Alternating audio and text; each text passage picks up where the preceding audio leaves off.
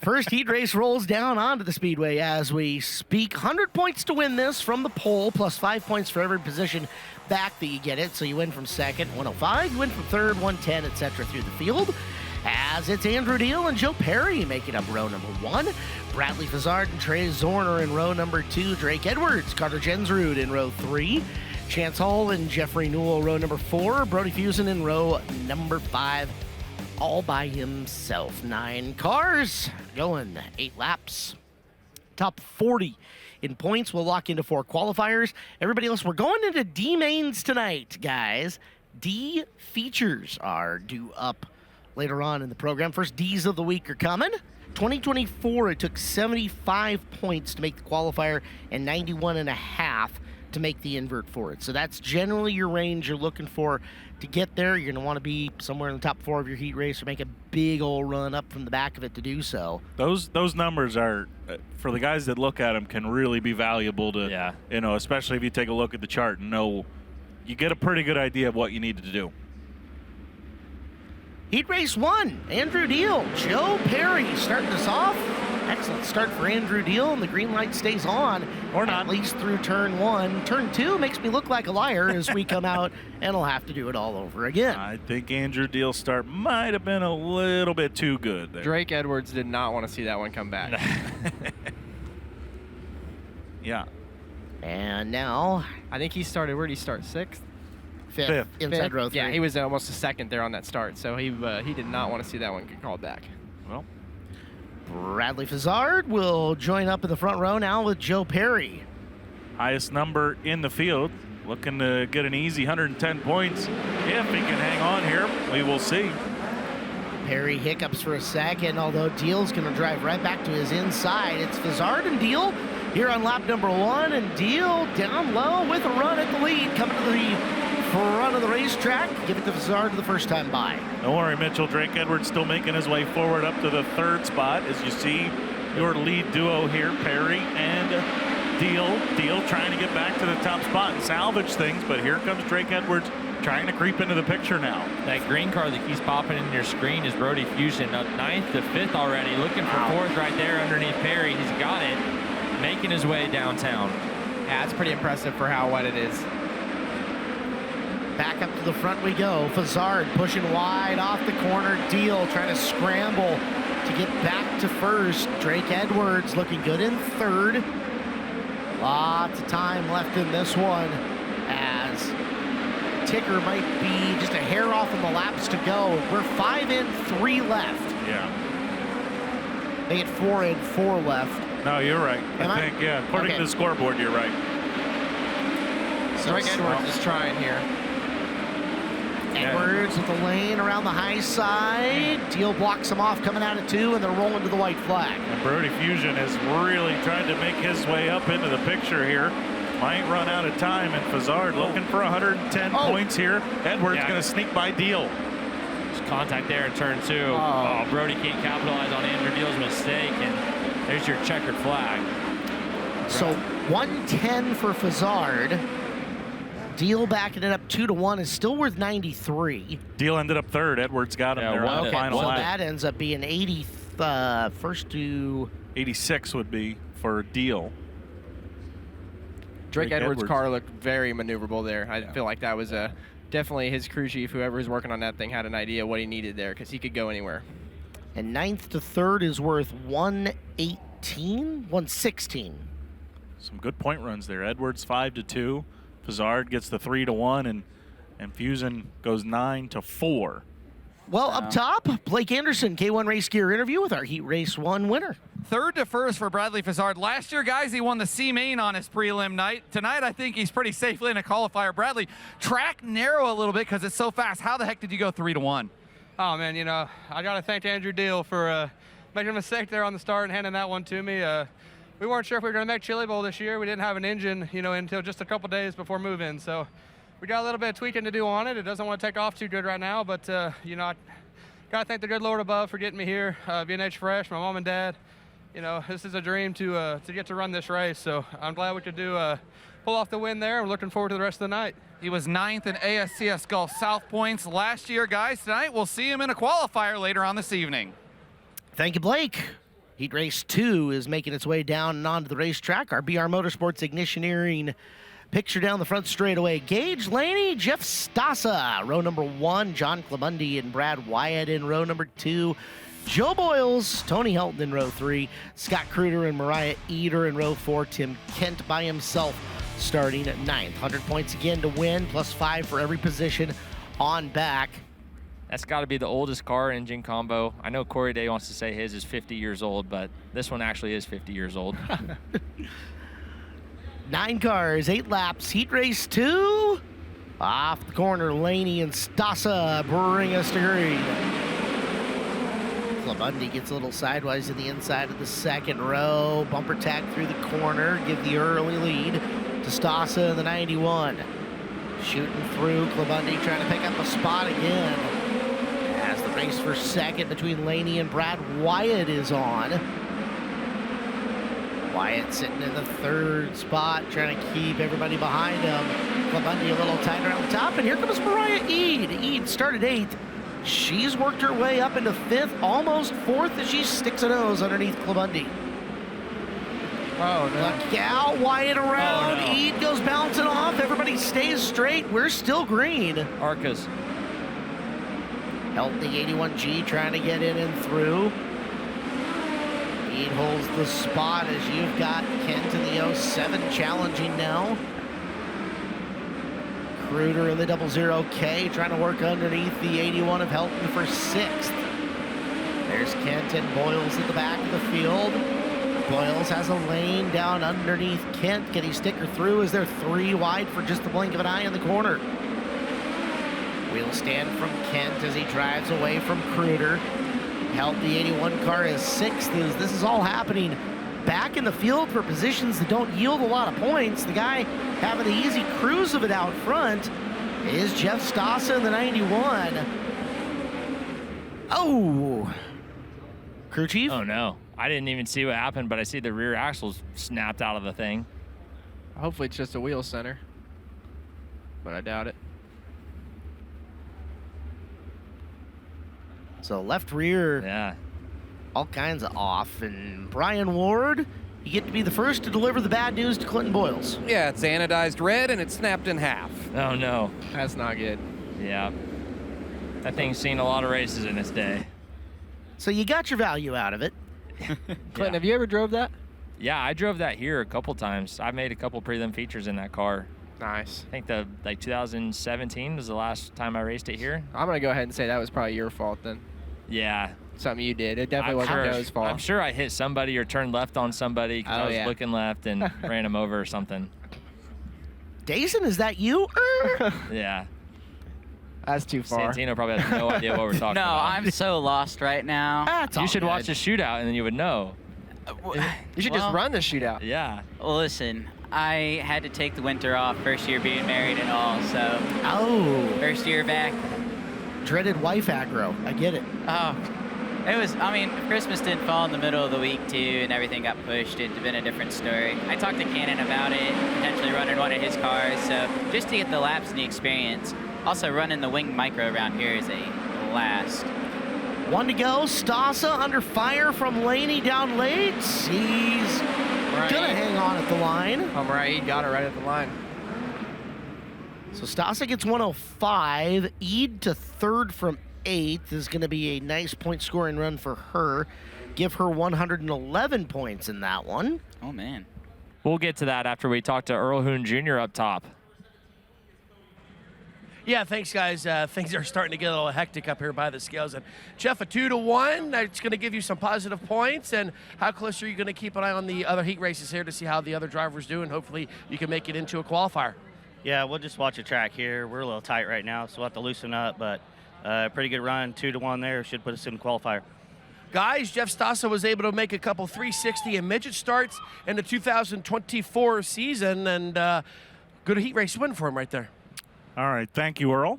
Clint, if you want to hit on that real quick, the temperature in the expo. I think the temperature inside here is so consistent enough, it doesn't make a huge difference. The really thing I think that would make a difference is the humidity outside. With our ventilation we have in here, if we have really dry air inside here or really humid air, pumping through here, that would make a difference on, whether the racetrack's holding a little bit of moisture going to slick off a little quicker. But It's good to know. yeah, as far as we're concerned, I think it's pretty controlled in here, and not having the earth to deal with and to be sucking up moisture out of the ground. Sun baking it, wind, all that nonsense we got to deal with outside. I think that's the biggest factors. Yeah, I think that green tractor out there controls most of it, honestly. Listen, I was just asking for a friend, Yeah, you knew the answer, right? Oh, It's yeah, just of people at course, home. exactly. There's somebody at home, they don't know. You just got to green tractor. That's what we're here for. The green tractor. Heat race number 3 out on the speedway. Jay Mallory, the 20G, and Shane Cottle, the throttle, the 7M, make up row number 1. AJ Johnson in the 22S and Rodney Westhafer in the 24S in row number 2. 5th starting spot, he'll roll with high limit in 2025. Cy Lynch in the number 17 car. Alongside of him, Ryder LaPlante in the 10H. Cody Beard in the 17E, and Cade Morton in the 8M will roll off 8th in the final starting spot.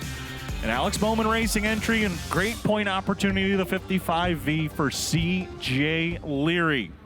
Mallory and Shane Cottle will bring us to green. Good start here. And we will roll off. No, we're not rolling anywhere. We're going yellow. Nope. That's A.J. Johnson and Cody Beard around. This is where it gets scary. If you're C.J. Leary on the start like that, narrow racetrack, you really want to get going, but it's you just got to be kind of cautious here. And I think it popped his right front. Yeah, he's got a right front down. Here's a look at the iBox Springs instant replay. Oh, a little bit of contact there from Cy Lynch. Kind of got pushed pushing into that Johnson other up guy. the racetrack. Yeah. Watch Cottle front row outside here, comes down and clips the right front and turns him around. I think he got a push from behind almost into that guy's left rear, and that's kind of a bad deal. Yeah, and then I think the contact from Beard is what put the right front down. So we will see if A.J. Johnson's guys are ready in the work area. They do get the 60 seconds. Yeah, no bead lock on that thing, so it should be a little easier to get your gun in there, and it's five nuts. Get the impact out. Yep. Yeah, hopefully the boys at the ramp are ready. Yeah. We got one in the work area. Earl's over there. Earl, take us away if you see anything at all. All 4 tires are up on Beard's 17E. I don't see no fluid leaking out from the bottom. Crew members now coming in. Yeah. Big old thumbs up, so he should be able to rejoin the field. Yeah, I believe he just going in to check his race car, which, as you talked about, Clinton, if you get the time, you might as well go in and make sure. You're already going to be at the tail of the field as it is. Yeah, make sure your Nerf Nord's not rubbing. And A.J. Johnson is out of his car. He's frustrated. I don't know if maybe he's got a steering issue. I can tell you that Johnson's crew is down here waiting for him in the work area. Well, I mean, he's still got his helmet on, but he has climbed out of the car and is in the passenger seat of the side. I don't know why he got out. Got to stay in the car if you want a shot at it. Yeah, I really, in general, just stay in the car. It just prolongs it. Yeah, but yeah, if you want a shot to work on the thing, they're not going to give you much time as it is, so you got to be absolutely ready to go. Yeah. Hey, Chris Moore. Hi, Blake. I just want to do a welfare check on you because Jay Mallory, 358 mod guy at goodness. Merrittville. Shut up. So just doing a welfare check. Just sit up there and be quiet. He's just one of your mod guys. Yeah. I don't think I've ever seen him race before. So Merrittville guy. I can't tell if he's sweating or crying, but there's something going on in here. No, they've outside of Timmy B and Billy V, the two that I was really excited about kind of let me down. So, guys, just wanted to give you an update on A.J. Johnson. The crew said we can make the changes, but official says nope. He got out of the car. You got to go to the top of the ramp. There you go. Should have stayed in the car. Yeah, I don't know. Yeah, up the Very ramp, confused as to that. Cottle didn't have the best start here from the front row outside. Let's see if he can time this up a little bit better. That's a better move by him, and much better. Gonna bring Cy Lynch with him. Cy's rookie here and rookie year here at the Chili Bowl. Hard on the gas, sawing at the wheel. Yeah, Cy Lynch right after it out into the runner-up spot. Here goes Rodney Westhafer to the outside of Jay Mallory. They're three wide right behind him as you see the 55V of C.J. Leary. Morton. Couple of wheel stands there off of turn number 2. Leary's going to pick off 2 more. Should put Leary into the 5 spot. A quick 9-5 for Leary and plenty of time to get more as he'll work to the outside of Mallory here. Mallory loses another one back to 5th. C.J. Leary is on the gas. Now Westhafer opens the door for him. Leary trying to poke a nose under him here for the 3rd spot. Westhafer will hold him off. Now drop back to the bottom at 3 and 4. Leary working up through the middle. as we start to get a little bit of a wider racetrack right now. Leary continuing to try and search. Westhafer doing just enough to keep CJ Leary at bay. Shane Cottle is checked out, and Cy Lynch is hoping that Westhafer can keep holding off CJ Leary, and Lynch won't have to deal with him. Cy Lynch would love a 5-2. Here goes Leary with a launch off at 2 to the inside of Westhafer.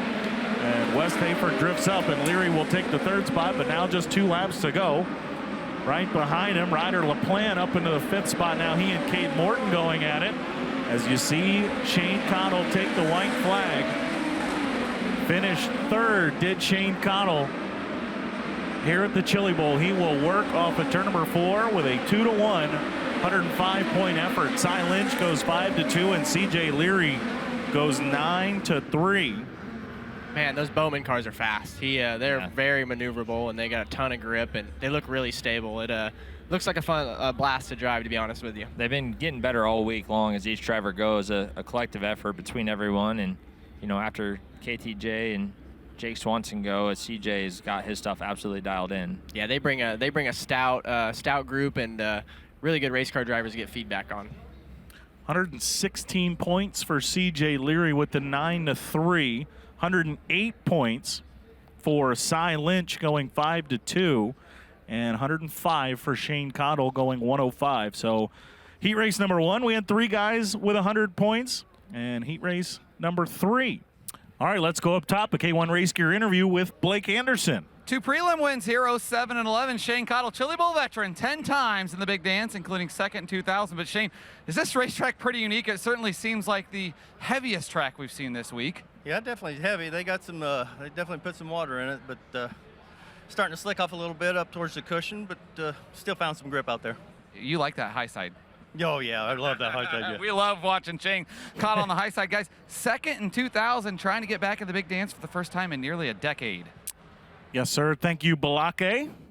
As we get set for heat race number 4, the BR Motorsports Ignitioneering Speed Cam outside of turn number 4. Braxton Cummings, the 17L and the 57R Shelby Bosey make up row number 1. 55F Johnny Kent and the 8R Riker Pace in row number 2. Carter Sarf, one of the ones to watch tonight. He in the 5 car will roll off from the 5th spot in the 14D of David Gasper alongside Brandon Boggs in the 13 and the 11C of Mike Woodruff make up row number 4. And the 51X of Joe Walker will roll off from that 9th and final starting spot. Santino, is there anything you're watching, trying to learn down here, just figure out, or are you kidding me? Take it all in? Hey, I'm enjoying my time in the booth. Honestly, the track right now, when it's not super wide like this, it races a lot like Milwaukee. Okay. For the IndyCar, of all things, because our cars aren't too wide, and it's a very similar type shape, just a bit bigger. And this is fun in IndyCar, and I mean it's technical, and it's technical in the midget when the track's like this too. So nice. Watching y'all set up passes and learning is huge. I believe 1 not answering the call. We went to green with 8. See if we can pinpoint who that is. Oh, a little bit of contact there for 3rd. Carter Sarf says thank you very much. He'll take a free couple of spots and now try to work on the 17L of Braxton Cummings. And Sarf will make quick work of him as well. He'll slide up into the runner-up spot. Now Johnny Kent trying to come after Cummings here for that 3rd spot. As you see him work here through 1 and 2. 14D David Gasper, who started back in 6th, trying to creep into the picture. This a 3-car battle for the 3rd spot right now.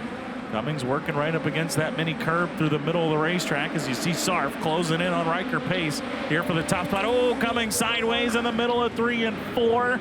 Oh, we went yellow for it. Yeah, maybe a little early on the gun there for the yellow. Everybody throttled out of it, but that'll reset the pack. I think the track's going to start getting more challenging. More than I thought with this curb kind of developing more in the center of the racetrack. It's going to be hard to pass here because it's hard to throw a slider on a guy when it's that narrow and that fast. So I think some of these guys having, like, I think Carter's 5-2 right now. I think that's going to be really good. Everyone's still really on the verge of being too tight also, just trying to make as much grip as they can to shoot by a guy right now. And that little bit of a curb can definitely trip you up.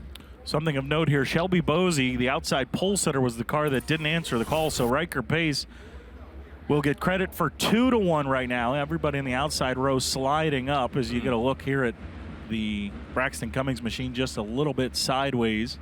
in the middle of 3 and 4 there. Chris Moore, Shelby Bosey was a late addition today, a TBA that we got filled in at the draw, so maybe he had some more problems than what they thought. Yeah, potentially. Thank you, Blake. So, yeah, so that slid the outside row up. So Pace started outside pole, Gasper started 4th, Woodruff 6th, and then Joe Walker moves up to 8th. And Walker has actually driven himself into 5th now with Cummings falling out. So Joe Walker maybe an opportunity here for a couple of more spots as we'll keep an eye up front here.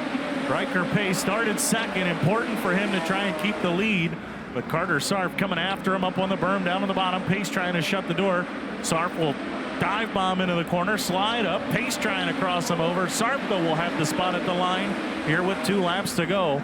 And now Carter Sarf going to put the paces to that number 5 machine and try and run away.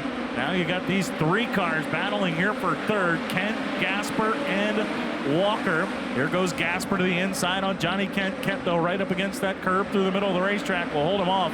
5-1 and a new high point man so far. Carter Sarf gets the win. Riker Pace, Johnny Kent, David Gasper, and Joe Walker, the top 5.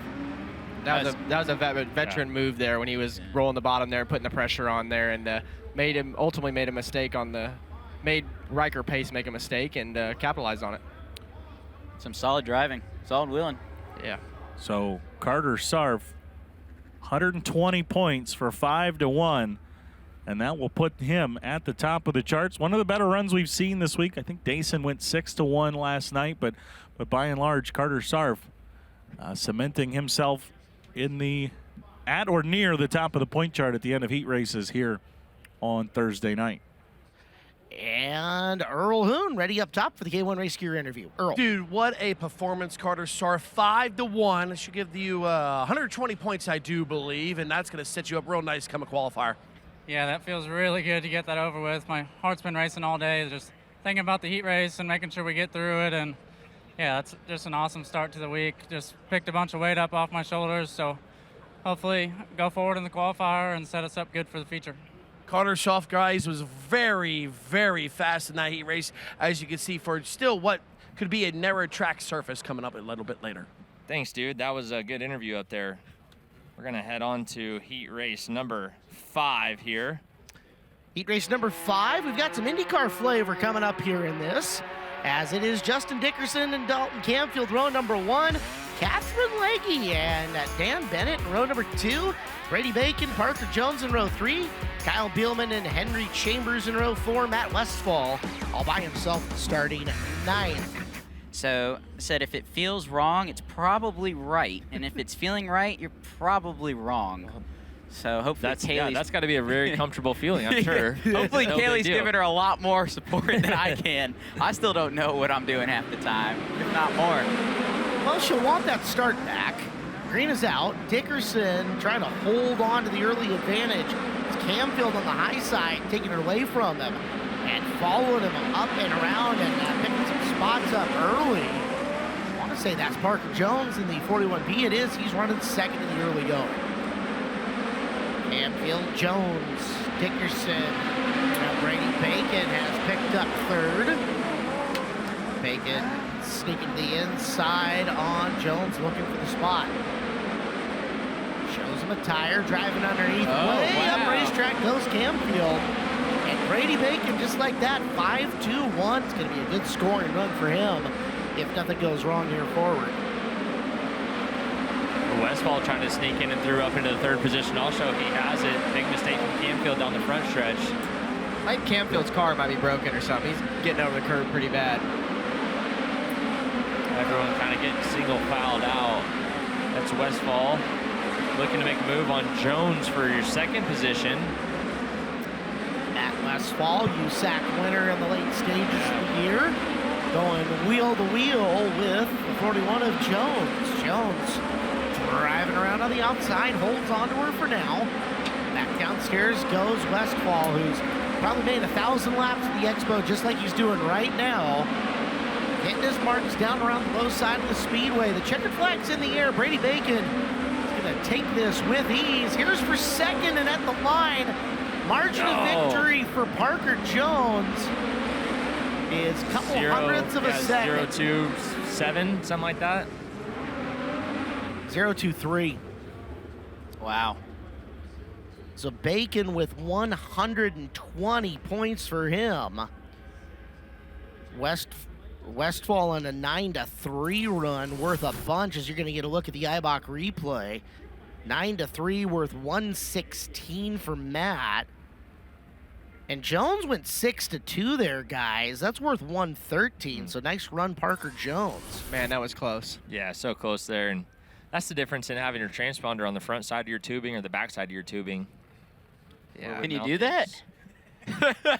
Can you do that? Is that? I thought they all had to go on the back here. Well, they give it to you in the tape and they let you put it on, so it's up to you, I guess. Oh man. I sure as heck wouldn't want to have it on the back, but listen, I'm learning as I go. Clinton, remember this moment if you two end up in like a main event against each other and it comes down to a wire. Santino's learning right now. He's going to go home, do that. Go-karts, we used to put them in our pockets, and if it was close when we were running draft tracks like Newcastle, we'd throw it across the line. That's wild. Whatever it takes, right? I mean, you don't. That's not pretty obvious. Like you can't. Listen, we were part of the rule changes where they were mandated on the back of the seat shortly thereafter. Yeah. You're the reason they're not so gray anymore, right? That would be correct. Listen, I man. appreciate the effort. I like that. Yeah. Do anything to win. So whatever it takes. If you're not bending the rules and they're not making changes, are you really trying hard enough? Yeah. I mean, my boss has probably had a few rules made after him, so. Yeah. Did I see your boss is turning like 90 years old today? AJ Foyt, 90 years old today. Happy birthday, AJ Foyt. Oh my Is he watching? I wouldn't put it past him. Nice. Maybe. So. Well, let's check in up top. We'll see if we can find out confirmation of that. That'd be cool. I'll text Ann. All right, we need to check in up top with the K1 Race Gear interview. Well, the 4-time USAC champion and a 5-time A-Main starter on Saturday, Brady Bacon. Brady, do you feel like 120 points, is that kind of a relief to know after the heat race you survived with the way the track's kind of been looking a little bit heavy? Yeah, it's pretty narrow, but it is starting to slick up quite a bit right underneath the cushion. So there should be some guys start passing here in these later heats, but we were fortunate to kind of get a heat that we could get through unscathed pretty easily. But qualifiers where it ramps up a little bit. We got a little bit of work to do on our car to be where we need to be to win tonight, but we're getting a lot closer. 6 wins this year for Brady Bacon in a non-wing sprint car. He's looking for a 16th prelim A-Main later tonight. All right, Blake Anderson, thank you. I love interviews like that where the guys are just brutally honest and they say they got a little work to do and they're not too cocky and they just keep pushing forward. I like that. As many laps as Brady has around here, he definitely knows when he's right versus when he feels like he needs to gain on this field. So path definitely opened up for him, and that's part of the Chili Bowl luck you got to have sometimes in order to have one of those monster nights. Let's see who's going to pocket 100-plus points in this one as we've got Trevor Service versus Kyle Spence on the front row, Frank Flood and Danny Burke in row number 2. Chad Freewall takes on the former champ Tanner Thorson in row 3. Michael Hubert and Cole Garner are in row 4 with Robert Carson starting 9th on the field. 8 more laps around. Again, 100 points to win, plus 5 per position back to take that top spot away from them as the engines fire here in the heat race. So back to the visor thing, I heard the Keith Coons guys, they started doing it at Millbridge when the guys said they get up on the wall. They're struggling to see down in front of them because it's so banked and they're having a hard time looking. So I think that's the true answer to why they're all doing it. I've had that happen at Bloomington before. You get up on the bank there and you can't see, around the racetrack because of your visor, but a lot of monkey see, monkey do, I feel like here. Yep. Fascinating heat race coming, guys. Flood versus Spence in the front row, and boy, Tanner Thorson couldn't have asked for a better start. I was going to say, here we go. Yeah.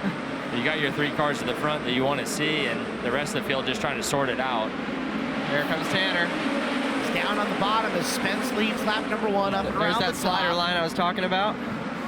Flood coming back after him to see if he can retake second. He will pace around the back of Thorson as Thorson's coming after Spence. Early on in this, 2 down, 6 to go. Spence is going to be able to stick the bottom of 3 and 4 here if he wants to hold Tanner off. Tanner's so quick down there. You see it grab off 4 right there and shoot underneath him. There you go, chop. Yeah, it's a good chop. But kept him off him in the bottom of 2. Can he keep him from going around him in 3? Thorson line change after Spence in the corner. Good back and forth between those two. Spence is going to figure out the top side of 1 and 2 again if he wants to stay past Tanner.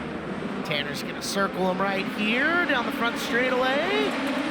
And despite a good defense being mounted, Tanner Thorson to the lead off of turn 2. Unreal. so good inside these midgets. One of the best midget drivers we've ever seen, and there's a reason he has a driller back home. Opens her up off of the second corner, so Thorson starting 6th in this. 125 points, that'd be your high score going into qualifiers. Now he's gonna have to avoid lap traffic being squirrely on him, but he only has a half track to go. Yeah, Spence wasn't really letting him get away now that he had kind of figured out his line, but checkered flag there for Tanner Thorson. He's gonna take home heat race number 6. I think that's one of those deals too. You get to watch it play out from when you start 6th, and you get to try lines and stuff because you have to use other ways of the racetrack. And Kyle is just going with what he's seen off the last heat race, I assume. So not always best to be the leader. It's tough. Hubert with a 7-4 run ends up with 94, so he's got some qualifier points. It might make the invert on that. So we get ready for the 7th heat race. I'll swap out with Chris Moore here in just a second again. All right, let's check in up top. Earl Hoon Jr. with the K1 Race Gear interview. Tanner Thorson here with me. Dude, what a hell of a performance by you. 6-1. I'm pretty sure that's going to be a high point man right now. Yeah, man. Car's good.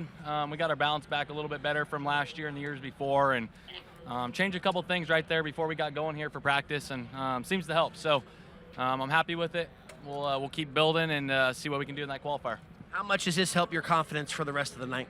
It helps. I've been kind of down on myself a little bit the last, like, I don't know, 3 or 4 days. Well, since practice day, and I didn't really know what I was gonna have. So I'm happy about it. We got a good car, Maximal Racing Oils, Factor Cane shocks, Stan Racing engines. Everybody that's a part of this team. We're gonna give Christopher a hell of a fight here tonight, hopefully, and I'm looking forward to it. Tanner Thorson right there, guys, getting his 7th heat race win. Oh, man. Thank you, Earl. Thank you. Yeah. Oh, it's a good deal. Yeah, no, I can't believe AJ's 90. Man, spending time with him. I know that there was talks. I talked with him a little bit. I know he wants to come out here. Yeah. I think for him, though, it's hard to get around this place when you're walking. Yeah. And Right. that's always a big thing with the racetracks when he comes. But, dude, he's there every day on the ground, month of May, sitting in the box with us for Indy. So he's still up on car changes, though. Yeah, dude, he's sharp as a tack when it comes to the racing stuff. I mean, he can. I can give him my feedback, and he knows what to do. He knows what to do. Oh, You're gonna look at heat race number 7 lineups, but how big of a help is he come month of May? Around the speedway. That's almost your specialty, right? You're super good around IMS, but how much advice can he give a guy like you, and just give you things to think about as you're making laps? Yeah, if we ever have any concerns in engineering, like we are questioning something specific, like when we're getting to the fine tuning, 100 pounds of spring here, a little bit of cross weight here, his feedback from listening to me the whole month, he'll get in there on the radio and just say, hey, this is going to be a good change for what you think that you need. Pretty cool that he can be that involved, considering that when he raced, it was his word back to the crew chief, and they tried to figure it out. They had no data, no SMT, things like that, and here you guys are on pull down plates, everything else. So you went out there and turned the wrenches himself. Yeah, that's what I was going to say. It's incredible with as much as technology's come along that still he's right there after it, right there in the thick of it, and can provide that much insight and knowledge with no problem. Unreal. There is some Chili Bowl knowledge in this heat race. Yeah. These car owners and serious knowledge. Cole Parker, Christopher Bell, Sean Robbins, Jordan Mallet, Spencer Basin, Robbie Price, Frank Beck, your field in that order. I want no part of this heat race. But these guys are in it. Bodine and Schumann will fire off the front row, and away we go. And Schumann will roll off the outside of the front row. And now Casey Schumann going to try and run away to hide, but it won't be easy. Here comes Christopher Bell. How about that? 4-1 on lap number 1 for Seabell. He'll slide up in front of Schumann. And now watch the 71W go to work, guys. Those guys weren't on FloRacing watching the heat race before him to see the bottom side of 3 and 4 is better. As Jordan Mallet tries to reel his 91 machine back in. He's in the 4th position. Spencer Baston still stuck in that 7th spot right now. Baston's got to get on his horse and get to it quick. Bodine, meanwhile, trying to save face a little bit here, trying to get back by Schumann for the runner-up spot. That is now Schumann 2nd. He'll hold the spot. Bodine right through the middle down there in 3 and 4. Now he'll go right against the berm. Jordan Mallet trying to reel them both in, trying to make it a 3-car dogfight. Baston has gotten to 6th right now. but still plenty of work to do for the 1S. Basin starting to close in on Robbie Price, but your best battle is still right here for your second position. Basin needs the yellow. Yeah, Cole Bodine trying to figure out something to catch up on Casey Schumann. There you get a look at Baston trying to run down Price, and he is closing in. Going to need to get him, and that might be enough to get him into a qualifier. I would say 7-5 is 82 points. But that would get him into a qualifier as the white flag is out and now will be checkered. And Christopher Bell walks the dog from 4th. Baston inside of Price. He will not get him though. Price will hold him off. And there's a story to watch. Spencer Baston only 70 points. Based on the average, the Thursday night average qualifier cutoff is 74 points. So Baston is going to need a lower scoring night, and with what we've seen so far, a lot of triple-digit scoring. Spencer Baston is certainly on the bubble and might be on the wrong side of it here for C main time. Yeah, good news for Baston is if he makes that qualifier, he'll have a big opportunity to get some points moving forward. He's just got to hope he's not maybe in that first one. But yeah, he's going to need some help. It was Christopher Bell going 4-1. That's worth 115 points and should be a top 5 run so far. Yeah, well. Top 4, right, are the ones that are going to start 6th. But you have Westfall at 116, Leary at 116, Thorson at 125, Sarf and Bacon are both at 120. So wow, yeah, big runs. Yeah, we got Blake Anderson up top on the ramp with us. Yeah, we have Christopher Bell here. Christopher, 4th to 1st in 1 lap. Are you flexing your muscles and trying to make a statement there? Oh, this Bream car is really, really fast. It surprised me how much right rear stick I had whenever I went to the bottom. 3 and 4 was really wet all the way across, and then those guys kind of entered high, and whenever I stuck around the bottom, I'm like, wow, okay, well, I guess I'll drive on by. So, yeah, this thing's driving really good. It's handling nice. Can't say thank you enough to Bo, my crew chief, Keith Coons, Pete Willoughby for giving me this opportunity. Whenever we unloaded on Sunday for practice, I did not feel very comfortable in the car, and then they've done a lot different for me to get me comfortable, and it's showing now. The 3-time champ, guys, is back for the first time in 3 years and goes 4th to 1st in his first time back on the track. Yeah, Christopher Bell, as you said, Blake, flexing some muscle after that ROC win. So you get a look here at the lineup for heat race number 8. Yeah, talk about that, Santino. As a guy, this is not your first time here, but still the format. It still gets me every time because I try to go out and run Merced, and that format's completely different to Chili Bowl. And, you know, I got to take like a whole course before I come out here. And, you know, honestly, I learned so much sitting in the booth with you guys, just getting to watch these races, see where the line's going as well. I mean, also the fact that you guys can tell car changes like this. I mean, they asked me when I come off the track, I was like, I don't know, goes sideways, goes fast. Try to keep my foot in it. I have no feedback at all here. It is so difficult for me to have a grip. When you're in the Indy cars, a lot of your feedback from what you feel in your hands on the steering wheel, and you know, not necessarily your feet or your butt, what you feel with the car sliding around. Is that how that works, or that and the power steering IndyCar we don't have that. So and trust me, you get a little sideways at Indy, you're hitting a wall. So it's Imagine, I mean, Clint, imagine going 220 miles an hour with no power steering. Man, Good hell. I can't, right? Like that's insane. Yeah, I'll pass on that. You can keep that one, Santino. So we go to green here. Keep an eye on that third starter, Chris Windham, trying to do what Bell did and go to first in the opening lap. Oh! This one's going to come back. The big upside down on the backstretch. Oh, man, we had a couple. That is Landon Crawley. That thing's broken. Yeah, that one's broken big time. Crawley in the 11 car. Yeah. Josh Hanna got sideways. Crawley's fired up. I believe that was Chris Carroll who came on the outside with a big run. We have another car broken turn 3, guys. Is that? I believe. I can't tell from here. I think that's Bradley Cox's 45, broken turn 3. We look like a replay here. Yeah. Now there's Carroll. That's the 7N rolling up to the outside. Hanna.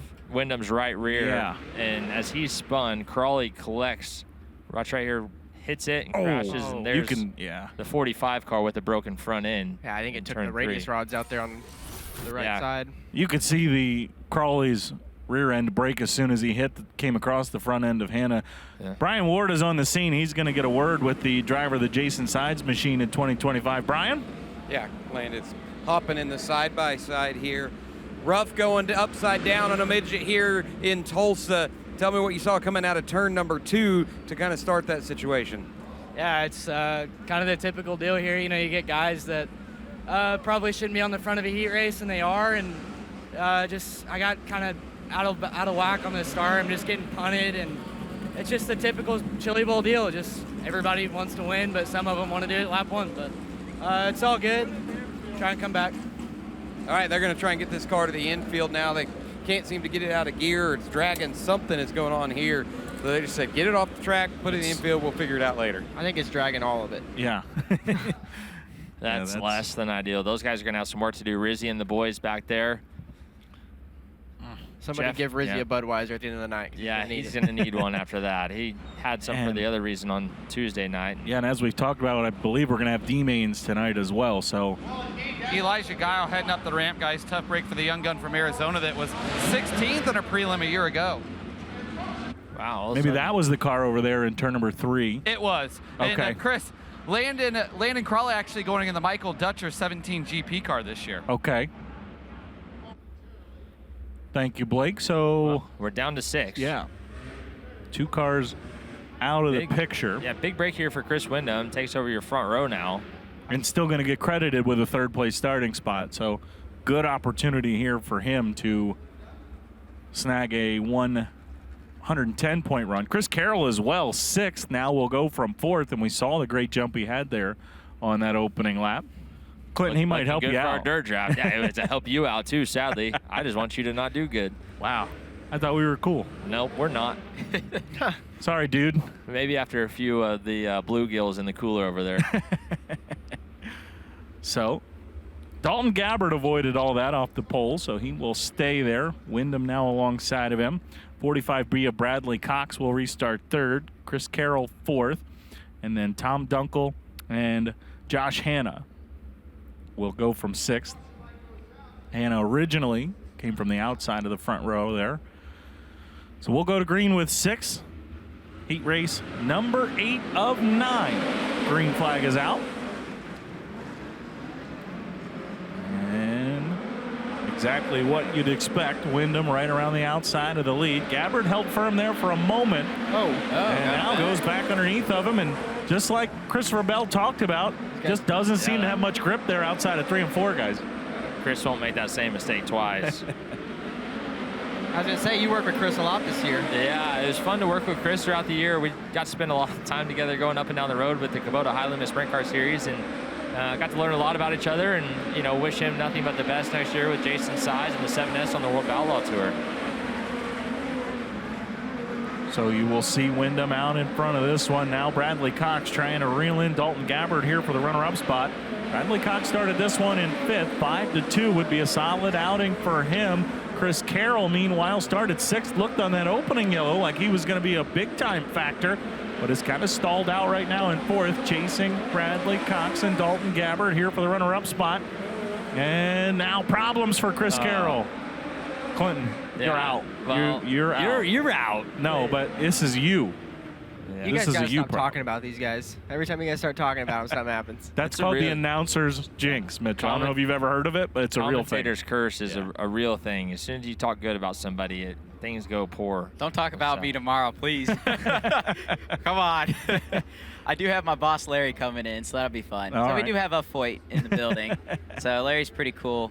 It's I don't know, man. It's just such a different experience. Watching you guys and listening to you talk about the line, how it's wider in one end of the racetrack versus the other. Also being able to run the top in 1 and 2 to the bottom in 3 and 4. Like I have no idea. That happens. I mean, it's just in trial by fire. How tricky is it to figure out, as much as our track changes, right, over the course of these 2 or 3 heat races, and, you know, we talk about, okay, you're on the bottom, now you need to be on the top, and back and forth.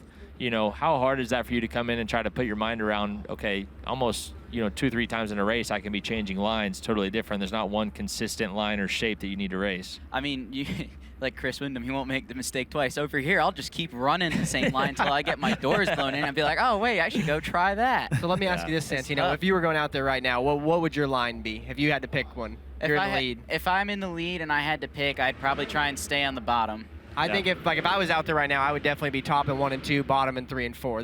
Bottom in 3 and 4 is a dead giveaway. Yeah. And even if you got to slow down a little bit on the entry to 3, the moisture at the bottom of 4 is what really shoots you down the straightaway and shortens up the racetrack to make you as good as possible. So tomorrow when you're racing, pull up Flow, have it on your phone, put your earbuds in. We'll talk to you through, without telling you, we'll talk to you through the broadcast. Put an AirPod in while you're getting ready up there. And oh, man. Yeah, Flo. We'll discuss line. Especially when the drivers are in here. Clinton, Mitchell, Santino, Ferrucci. We'll teach you a few things. Well, these guys will anyway. Me and Caleb, we'll just be here. Chris Windham back out in front. Here goes Bradley Cox to the inside on Dalton Gabbard here for the runner-up spot. A good battle as Chris Carroll was unable to get refired. Cox now trying to get a nose in front. He's got that preferred groove as we were talking about. The bottom off of 3 and 4. Big time exit speed for Bradley Cox, and he is now 5-2. The Big Daddy, Chris Windham, into 3 and 4 for the final time. Checkered flag. And a 110-point run for Chris Windham. No problems for the driver of the CB Industries 89X. Bradley Cox goes 5-2. That'll be 108 points for him. A solid outing, but in previous nights we've seen that would have been really strong and gotten him very well into the invert. Today looks like it might be about mid-pack of it or so, as we've had a ton of points scored here in heat races on Hasty Bake Thursday night prelim here at the 39th Annual Chili Bowl Nationals, powered by NOS Energy Drink. We've got Earl Hoon at the top of the ramp with a K1 Race Gear interview. Yeah, Chris Windham here with me, dude. What a nice performance right there. You have a lot of experience here at the Tulsa Expo Raceway. That's going to give you your 8th heat race win in preliminary competition. It's going to give you pretty good points going in the qualifiers here tonight. Yeah, not bad. 3-1 there, I think. So, I say every year I come here, I shouldn't be nervous anymore. And every time rolling off before, I get all the nerves come back. So, glad to get that out of the way and get a heat race win there, and now just focus forward and get as many points in the qualifier as possible to put us up front in the A. See what these CB Industry cars are going to have here tonight. They've been strong all weekend so far, guys, and you mentioned it. Windham going to be a regular full-time with the NOS Energy Drink World of Outlaws Sprint Car Series. Thank Chris, you, Earl. Earl, you should have asked him if he's more nervous for Chili Bowl or to be a dad here in the next month or so. That's going to be a big change in Big Daddy's life. Him and Georgia having a kid. Congratulations to them. Georgia, our teammate for a year here. It was awesome to have her. Trust me, we love having her over in IndyCar. I got to ask you about something IndyCar related here in a second. Jacob Harris, Ryan Burnell, Jacob Denny, Ethan Mitchell, Ben Schmidt, Ryan Harvey, Matt Sherrill, and Jesse Chappell make up this one. You excited for a little IndyCar on Fox? I started seeing the promos coming here. Yeah. I'm kind of stoked for that.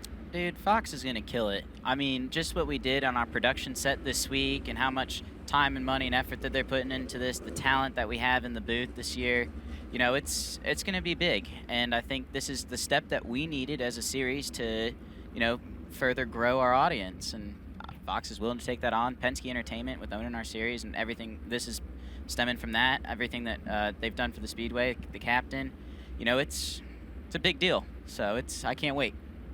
Speaking of series and growth, Mitchell Moles, plans for 2025 coming up. What are you doing? Yeah, full-time USAC non-wing sprint cars, and then we're going to do all the dirt Silver Crown races, and just trying to work on a midget ride at the moment, try and get back into seat. I only got one season of those, and I've took a few years off, so going to try and attack that again if it all works out, so we'll just see how it goes. Means we'll get to see a lot of you on FloRacing. I hope so. All right. 9th and final heat race, ready to go. From the front row, Jacob Harris, Ryan Burnell. To green we go, puff of smoke in the air, and Ethan Mitchell crossing high to low, taking second, threatening Burnell already out of turn number 2. Lap number 1 in the books. It is Burnell, Mitchell, and Denny 1, 2, and 3, the battle on up front. Denny looking really sharp in the 67 Keith Kunz Motorsports ride. He's got a lot of speed, just kind of find a way around Lil Bundy. Right now, started third, running third, wants at least one position. Sherrill in the 4th spot, then Harris, Schmidt, Harvey, and Chappell. As Burnell from the outside of row number 1 on cruise control and adding some distance between himself and Mitchell. As Mitchell trying to keep Denny off him for second. I was going to say, the Ryan Burnell car looks really stellar right now. Shane and those guys are doing a really good job, and grateful to call those guys friends, but man, their stuff's been fast all week long. I'm excited to see how this plays out. Confidence in that camp has got to be really high, and Ryan getting the job done here in this heat race as Denny has closed into a car length behind Mitchell, at least through the apex of the corner. The high side of 3 and 4 is coming in because we got a cushion to lean on right there, and you can build some momentum and speed off of it. He just can't carry it as much as he wants to down into 1 and 2 because it's still a little bit fluffy, nothing to hold your speed. The entries are pretty short still, too. I see that. Yeah. That's a big difference from the last couple nights. Mitchell ducks it down at 3 and 4. Denny follows 1 lap to decide this. Oh, Denny got tight right there. That's going to be all she wrote for him. Bernal, the backside of lap traffic here, coming to the checkered flag, and he'll win your 9th and final heat race. Blake's at home, his kid. I'm sure he's excited to see Ryan win. So second for Mitchell, that's 4-2 with 103. Didn't end up being a monster scoring heat for any of these guys. Denny 3rd to 3rd with 86. So he'll be qualifier bound, albeit not in the not high enough points traditionally to make your invert for that. So we'll watch and see how they all sort out, but that is it for heat races. We need to go up top. We've got a K1 Race Gear interview, I believe, with Blake. Yeah, and Ryan Bernal. Ryan, we've been talking all day. 4th heat race win. How'd that go for you? I feel like we've hearing a lot of drivers say it's kind of slick on the cushion, I guess, quote unquote, and tacky on the bottom. Is it still like that out there? Yeah, I think so. Almost house fun. So I guess, yeah, it's a little freer than I thought, but you know what? The car's really good. Shane's doing a really good job on these things this week, and didn't really have any other option but to win. You know, obviously not being able to start in the back and gain points it's huge here. So really happy with the NOS Energy Drink car right now. I'm having a lot of fun, and that's all you can ask for, right? And I got to do it because talking to you earlier, we got to say hi to Gabby, Blake, and Laney, the Bernals back at home watching on TV. You could have set me up a little better. I know. I had to burn you a little bit. We were joking about that earlier. We got you covered, though, Ryan. Yeah, you got me covered. Thank you, guys. There we go. Ryan Bernal's 4th heat race win here at the Chili Bowl. D-feature cars have rolled down the ramp here at the Sage Net Center in Tulsa, Oklahoma. The BR Motorsports ignitioneering shot coming from 4 into turn number 3. And guys, it is our first D main event of the entire week so far. 79 cars in attendance here tonight. D1 looking like this. It is Danny Burke and Cole Parker on the front row, with Elijah Kyle and Cody Beard on row number 2, Robert Carson and Sean Robbins in row 3, Catherine Legge and Joe Boyles in row 4, Chad Freewalt and Shelby Bosey in row number 5 here of this first D feature. You can see on the screen 10 laps in distance and only 2 guys moving up and through this, so spots to move forward are at a precious few and not a whole lot of laps to get her done. Clinton, you may have predicted this, but no Joe Boyles. No, broken rear axle there. She's down for the pack her up. I would assume the weekend. Yeah, I haven't been back there to check on them, but there was no 911. We need your help putting this thing back together. So I figured that was a pretty good hint. We've seen you make the scramble when he had made a qualifier before to go up and work on her. So if I'm needed, I'll be there, but. Well, green flag, Chris Moore. Been a long week, yeah. All right. Long 3 weeks. There's your one for the night. Thank you. I made mine earlier. Which one did you make earlier? I mistakenly said Jason Sides, or Landon Crawley was in the Jason Sides ride next year. I meant last year. You had the Jason Sides driver in that same race, though. Yeah. Yes, right. I just made a boo-boo. Parker leads. Battle for second, fierce between Robbins and Parker. Beard out in front. Here's Legge coming. Legge coming through. And one off the pace and the yellow flag out. I've seen some quick yellows this week, I feel like. As is their prerogative. Yeah. Yeah, listen, I'm not criticizing. I'm just saying I feel like, we've seen a couple of those anyway where the yellow came out. Everybody driving away, but better safe than sorry for sure. So this is Cody Beard in the 17E up in front of the field at the moment. 53 of Sean Robbins in the runner-up spot. Was scheduled for 6th. Obviously, again, we had Robert Carson, Joe Boyles, and Shelby Bosey not answer the call. But 7 laps to go. Robbins from 6th into that second and final transfer spot. Elijah Giles been pretty good in the micro sprints, working his way forward into some bigger car stuff now. He'll take to the top of turn number 3 and try to make her work. He's trying to run down Robbins in the 53. Yellow flag out again. Somebody, big kaboom. Burke's 15W. Yes. Good call. No longer a good motor. No. Running for Stephen Cheek. That is a Phantom chassis with what used to be a Honda underneath. Now it might have a ventilation hole or two in the block. Got some extra moisture for the racetrack, though. To the top of 1 and 2 we go. When you end up in a situation with oil down like it is there, and most of the time the officials say, okay, run through it a couple of times, you're good to go. Yeah. How do you feel about that? I mean, it is what it is. As you see a beer can chucked at the fence. No, it is what it is. You don't want to run through the oil. You know, I spend a lot of time grinding my tires back in the pit area every time I come off the racetrack and try to get, you know, the pores opened up into the rubber so that they grip the dirt as best as possible. And so, you know, the last thing you really want to do is run through that oil. But at the same time, Tyler Courtney would say it's your track. It's going to be whatever you make it. Right. So if that's where you need to be in the racetrack, then you should just take the time and run it in and get it the best you can be, because you may need to go right through that part of the racetrack and you want it to be as, you know, as ran in as possible. So I get both sides of it. You might as well just blow your tires through it a few times. Everyone else, for the most part, is. And be a team player. One thing I do notice, though, you saying that a lot of guys running through it with the left side tires rather than the right sides. Yeah. And just, I mean, depends, right? I don't know that there's a right or wrong way to do it. Yeah. Just, like I said, it's not an ideal situation for anybody, but it's your racetrack that you're on. So if you want to be a team player or not, it's up to you. Chris Moore, are you going to have the kitty litter, the speedy dry at New Egypt Speedway, or what? I don't know what they do, to be honest with you. Whatever the track crew does for that deal, if that's what they normally do. That's what you're going to be behind. Exactly. All right. I have much bigger things to worry about on race night. Besides whether they're using kitty litter or not out there. Right. Whatever gets the track dry gets us back to green, fellas. Do you have kitty litter up at Skagit? Try not to. Yeah.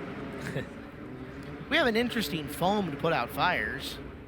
Interesting foam. That's right, that we have ended up mopping down the raceway. Huh. Yeah, have you ever seen a mop on a dirt track before? That's I have. Or a sweeper, I guess. You get the idea, though. It's been interesting. All right, 6 to go. Beard, Robbins, Guile, and Leggy trying to avoid the earliest start. Leg? All right, leg, my bad. That's 2. I over-exceeded my screw-ups. What happens now? I don't know. Guile going top shelf, though, to try to take that spot away from Robbins. Robbins holds the bottom. And keeps second for now, but Elijah, real good rhythm, some speed at the top. Will counter steer at corner entry, and coming off it, just a hair away from taking that spot. Robbins right on the back of Beard. Pushing hard down the back straightaway. Beard washes up, and there goes Guile, and Robbins will take second in the exchange. Yeah, 2 for 1 loss of spots there for Beard from the lead, now outside of a transfer spot. As Elijah Guile putting together some good laps right now on the top side, and Sean Robbins content to just roll the bottom, trying to hang on to that runner-up spot. And they both have really started to stretch it out now on Robbins, and as a matter of fact, Catherine Legg is closing in on him. Guile jumps the cushion. White flag is out, and this is a battle here. They're going to start side by side in the C feature as long as they have no problems here.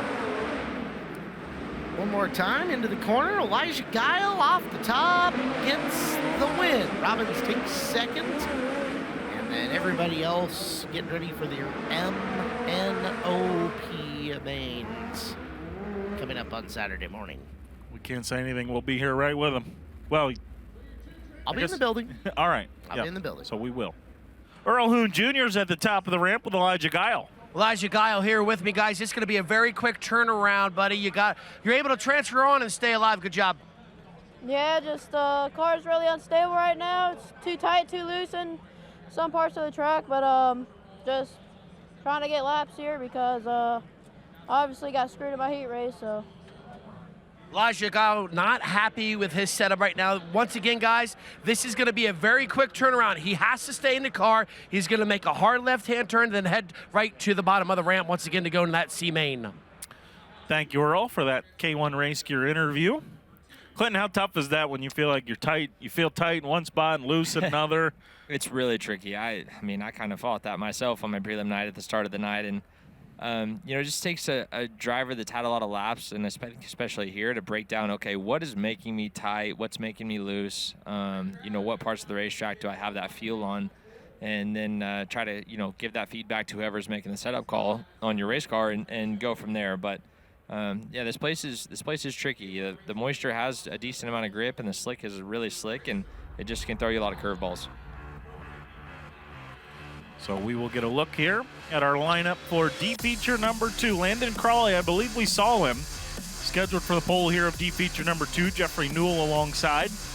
Jesse Chappelle and Brandon Boggs in row number 2. Jay Mallory, Frank Beck in the 3rd row. Carter Jensrud, AJ Johnson in row 4. And Clinton Boyle's going to be standing up for this one. Justin Dickerson from 9th. I'm sure we'll get to see Landon throughout the summer. Should be fun to watch if he can make it out of this one. C feature number 2. D? No, I know, but if he makes it out of this one, he'll be in C feature number 2. I think he'll have an opportunity to go forward in it as well. So will Jeffrey Newell. Going to be a tough front row for the rest of these guys to get by. As we go green here, Crawley slides to the top. Newell will file in line. We work here off the corner. It is Crawley and Newell occupying those top 2 spots. Brandon Boggs, the car in 3rd, trying to chase. Newell's going to show a nose to Crawley. Crawley has to slide all the way across to exit on the cushion. And get the top spot to Jeffrey Newell here in D number 2. Here comes Crawley back around the outside. Wheel to wheel going into 3. This time he'll use the high groove the whole way by. Newell down low, but Crawley just a hair away from retaking the lead spot. Yeah, same story, different verse from what we've seen a lot so far today. Top side of 1 and 2, bottom side of 3 and 4. Kind of looks like where you want to be. Newell will slide himself down there in 3 and 4, but he has firmly planted himself in the top spot. They've got almost 2 seconds back to Brandon Boggs, who runs 3rd, and he's under fire right now from AJ Johnson for that spot. Johnson, like a lot of these drivers, had a problem in their heat race, trying to recover and make for a better start on Saturday. Yellow. Clinton? Yeah, that's Dickerson right there. Got some bad news for you, bud. Well, I'm thinking it's worse news for Dickerson. Yeah, you're right. True. I'm thinking my dirt draft will be okay. His alarm clock on Saturday morning is going to be extra early. Ibach replay coming up. And here's what happened. Dickerson overcooks it in the corner. Hey, little flourish at the finish. Yeah, keep going. So Dickerson will restart at the back of the pack. There's the bad news. And then it gets worse. He's going up the ramp. His fun bucket is full. So he'll take it up the ramp, and as Clinton said, get an early start on Saturday. Can't race all day if you don't start when you wake up. That's what they say. 5 complete, 5 to go. Brandon Boggs, he was happy to see it. Yeah, if you're Landon Crawley, you really just want to get through this race right here. Spend a lot of time working on your race car, and probably didn't get to spend a lot of time working on the setup of it. So you get through this, give you guys some feedback, and try to improve for the next C main. Yeah, well, even that, Clinton, he didn't really have any time out on the racetrack to find out what he needed to do to make his race car better as well. You see AJ Johnson throwing it into the top side for all it's worth. Jumped the berm a little bit in 1 and 2. Now a lot of it down in 3 and 4. This is all good news for Landon Crawley. He's following Jeffrey Newell out in front. The 2 of them checking out. Johnson finally wrestles 3rd away. But it might be too little too late now with 2 laps to go. To the inside, it's Carter Jensrud, making his way up in the C71. We're down to just a lap to go. Jeffrey Newell up to the high side, 1 and 2, works the wheel down the corner, and we will see a checkered flag. Jeffrey Newell wins D-Main at number 2. Otherwise, behind them landed Crawley. They'll move forward into our C feature lineups. I have an update for you, Caleb. Ooh. No kitty litter at New Egypt Speedway. Okay. Sometimes we'll shovel out some dirt from the inside guardrail, but buzz the tires right through it. Okay. Send them on their way. The boss must be watching. No. Well, he might be. Actually, Track crew is watching? He has been watching. No, a couple of drivers texted me and said, we don't have kitty litter. We take care of that. So, but the boss has been watching. He watched a lot of shootout. Very interested in figuring out what we could do to get some micro sprints at New Egypt Speedway. So that's something I'm in the process of looking into. Actually, would like to get a hold of Mike Dicely, talk to Steven Snyder, and get a hold of Mike Dicely at some point and get his thoughts on some things. But yeah, I'm excited. I think things are going to be good. Excited to talk to Jeffrey Newell, though. Blake Anderson's going to get to do that in the K1 Race Gear interview. Yeah, he's a 2-time prelim main event starter, but he got some work left to do if he wants to make it 3. Jeffrey, you saw it landing up on the high side. It looked like he was kind of struggling at that point. You think it just glue it to the bottom, survive in advance? I mean, dude, I'm just in here trying some different stuff, trying to make this thing go a little bit better, and not a great start to our Chili Bowl prelim. You always want to do better than D-Main win, but we're transferring, and we'll try to get a little bit better for the next one. All right, we'll see what Jeffrey Newell can do in C-Main number 2. Engines have fired for the C feature here at the Chili Bowl Nationals, the Thursday night edition, Hasty Bake qualifying night. Within the arena, we will jump up lap count and jump up transfer count, as we'll go 12 laps in the top 4 finishers here from C1 will go to the back of B1. C2, top 4 finishers of it, to the back of B number 2. Your competitors in this one, Cade Morton and Ben Schmidt make up the front row. Dan Bennett and Kyle Bielman in row 2. Joe Perry and Chris Carroll in row 3. Trey Zorn and Braxton Cummings in row 4. Tony Helton and Brian Harvey in row number 5 with Elijah Guile and Sean Robbins, the 2 move-ups from D feature number 1, tagging up at the back of the field. All right, Clinton, we are big Chris Carroll guys right now. Yep. Big Chris Carroll Green guys. means go, Santino. Yeah, I know. Man. We're off tonight. It's got to be me. It's got to be me being here has really drug things down. You sure? You make me nervous. That's why. Well, you're my competitor on dirt draft, and so. Wow. I don't feel comfortable sitting next to you. You showed me your lineup before you announced it to everybody. My lineup probably made you uncomfortable with how bad it was. Well, no, listen, you know better than I do a lot of these guys in the building, so I would trust your word over mine, but Our dirt draft scores say otherwise. I really do need to play next year. You should. It's fun. It's okay. Like, you can do it and still be impartial when you announce. I've got the plausible deniability of just being able to tease you guys for how bad you've been, right? So, without having to put up or shut up. We need somebody to beat Wellner and McKim, and that's you, so. Okay, fair enough. Although we do know he's picking Clinton Boyles on Tuesday night next year. Or Thursday or Friday. I wouldn't. I always mess it up. You know how much crap I've taken from the Northwest on that. Just for being your friend. Green is out here yellow. with the C-Main as Robbins around in the 53. And unfortunately for Robbins, he'll have to try again, but he was already tagged to the back of the field, so nothing ventured, nothing gained. Exactly. No harm, no foul for him. For other guys, though, Chris Carroll had quickly gone 6th to 4th and gotten himself into a transfer spot. Ibach replay will show you how it all went down. And oh boy, 4 wide. You wanted the best.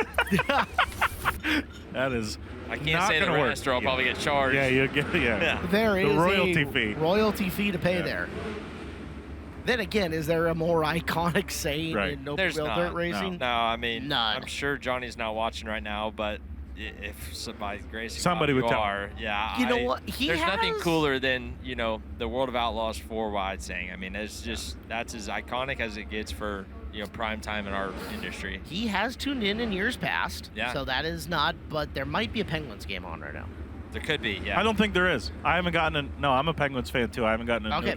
Well. There's no notification that a game started yet, so I don't think there is. Even if it is. Steelers know anything? No, Steelers got their. If he's just being a race fan and enjoying along from Kansas or wherever he is parked at the moment, I hope he's enjoying the broadcast. Yeah, Steelers got their teeth kicked in last week, so he don't have to worry about them anymore.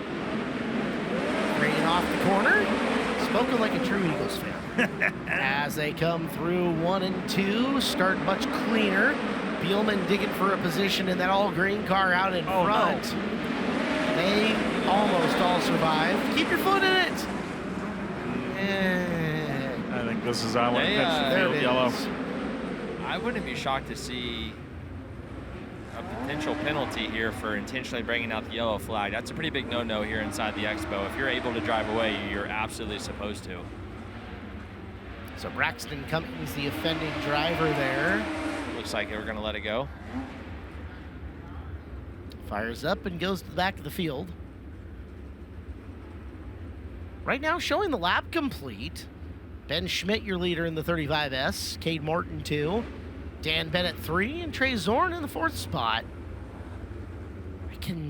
Every time I see the Zorn car, I cannot unsee a Zerfoss car. It's really difficult. From the shootouts. Yeah, right? Shootout, when the wing car, it was a big challenge. Impossible. I'm with you.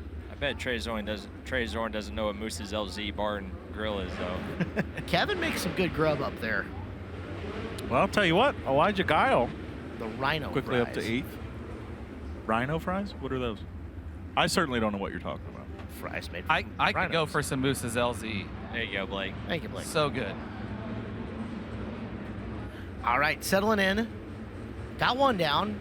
11 left. 4 cars advancing. Up into the number 1.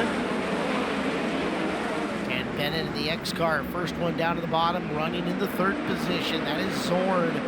Trying to work to the outside. All stacked up. Bennett gets a little front bumper love. And in the process, forward moving is, I want to say that's Carroll. Yeah, Chris Carroll sneaking around down to the bottom. Carroll has picked up the final transfer spot at Moore. Yeah. He's 3rd. Bennett was 4 for a second. Now give it to Zorn as Bielman winding her up around the top. He's looking for 5th. Yeah, Bielman's just got to get comfortable on the top over here at 3 and 4. He's making good time in 1 and 2, but losing a lot of it 3 and 4. Meanwhile, we're battling for the lead here. Morton and Ben Schmidt going at it. Cade Morton's got it. Well, everybody just kind of on the struggle bus right now, and Carroll and Zorn just trying to stay smooth and let the spots come to them. Morton's at speed here in the arena. Both Morton cars had. Ben Schmidt, who is just having to go rope that thing around the racetrack. Yeah. Carroll down on the bottom is just looking for a clean path through. He might have it off the bottom of 2 as Zorn jumps cushion and loses a bunch of ground. There's Carroll. He's wanting to put the 35 in the rear view quickly here. He'll do it, move to 2nd. See if Schmidt can find the handle in the high groove as Zorn has jumped to the bottom to try to keep ahead of Robbins now from the D with a little time left. From the D in the spin on the opening lap and is now the 5th. And Zorn has got by Ben Schmidt. So Schmidt now on the bubble and Robbins is closing, but we've got 3 laps to go. Does Robbins have enough time and the car speed to reel in Ben Schmidt for that final transfer? Schmidt kind of got the car settled down in the high groove. He's going to go back to the low side 3 and 4. And one of his bugaboos before, he rolls right through the middle that time, but Robbins doesn't make big ground on him as we're coming around to a 1/5 of a mile to go for one final spot. It sure looks like Schmidt has enough space. Yeah, no mistakes for Schmidt. He'll be through to the B. No mistakes up front for Cade Morton. Was able to get by Ben Schmidt. He will pick up the win here in C feature number 1. Chris Carroll, Trey Zorn, and Ben Schmidt. Your transfer cars out of C feature number 1. Sean Robbins, Elijah Guile. Guile, a good charge. Good charge for both of our D feature transfers. Robbins and Guile come home 5th and 6th. But just not good enough. Braxton Cummings, Dan Bennett, Kyle Bielman, Tony Helton, Joe Perry, and Brian Harvey will all have to get here a little bit earlier Saturday. Cade Morton, guys, going to be staying alive here in this prelim night. Moving on, buddy. Looks like the track is maybe going for a little transition out there. Oh, yeah. Yeah, cushion's plugged in pretty good. Nice and slick through the middle. Plugged in on the bottom. It's going to be fun tonight. We're going to let you get back to the pit area and make those changes, buddy. Thank you. Cade Morton, guys, he's staying alive. He was able to make an A main back in 2021 on his prelim night where he finished 18th. Cole Garner and Brad Wyatt make up the front row of this one. Scott Kruder and Spencer Baston into a C main tonight. Trevor Service and Henry Chambers, Chance Hull and Jacob Harris. Mike Woodruff and Tim Kent with Jeffrey Newell and Landon Crawley. It's going to be tough for those two, but they've got the speed, they got the talent to do her. And let's watch them move on through. In C main number 2. They've got 12 laps to do it, catch the right caution here or there, and grab one of those top 4 spots and continue on. Yeah, I mean, this is a pretty loaded C feature. I mean, Spencer Baston, the defending Thursday night winner. You've got Landon Crawley out there, who had a good year last year with the World of Outlaws. Mm-hmm. And so 12th in his prelim back in 2023. So it's interesting to see what Jeffrey can do here from the back. Just he was able to maneuver wherever he wanted to go in that C main. Not a ton of traffic, but you're able to work on your car, focus on your setup right there. And Jeffrey's had a lot of laps inside this building to be able to make his way to the front of this thing. It's not the easiest C main to pile through, though.